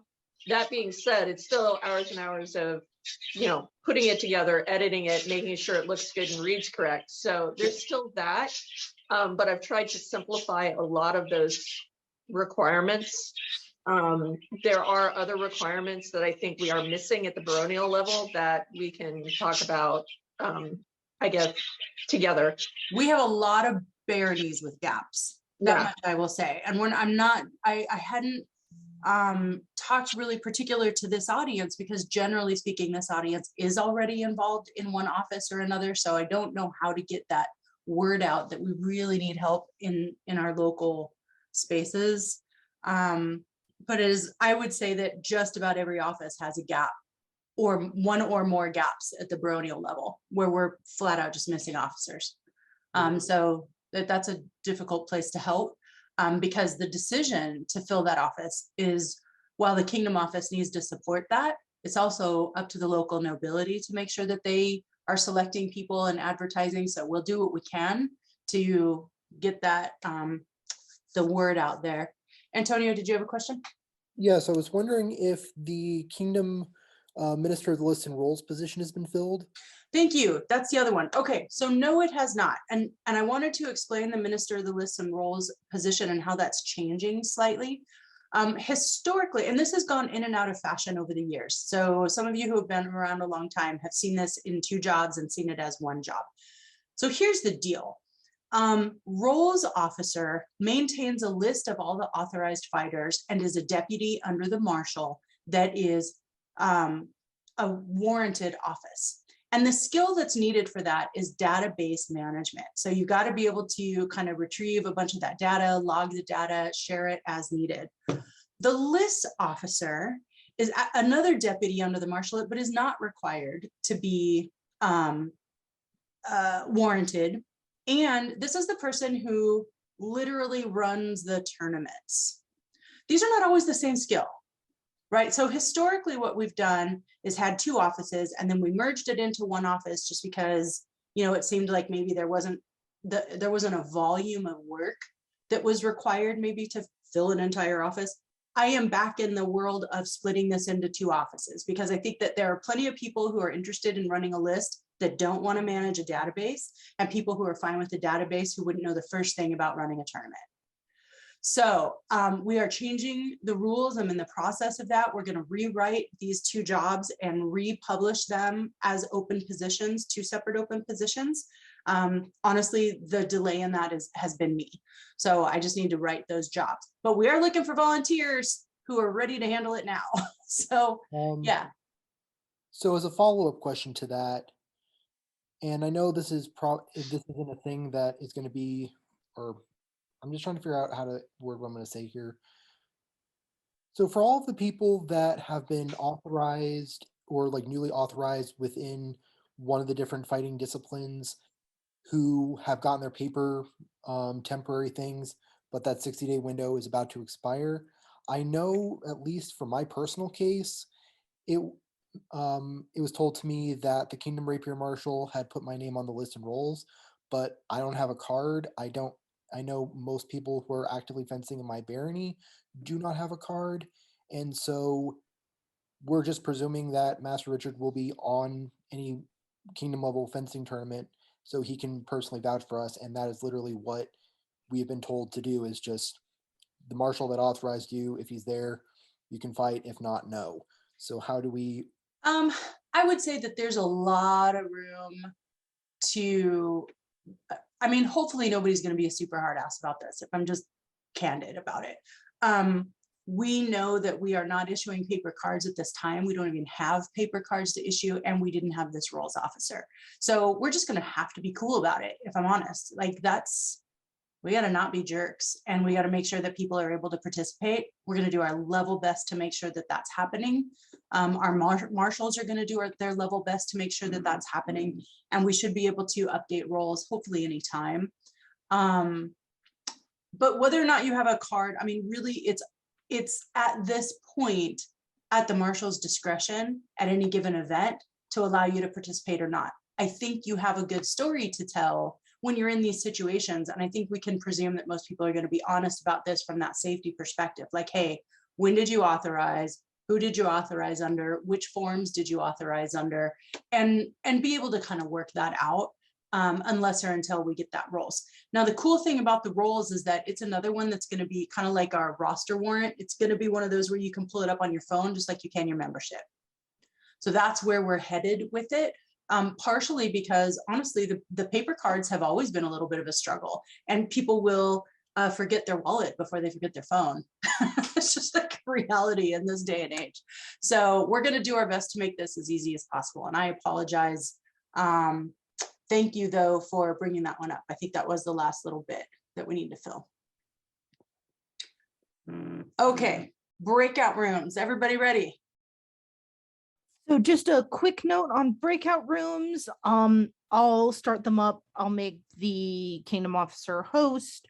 So if the room isn't immediately there, I'm getting to it. Okay, so just for instruction's sake, we're actually going to log out, and then you're going to log into your breakout room. Do we have that right, Ivor? Yep, that'll make everyone's life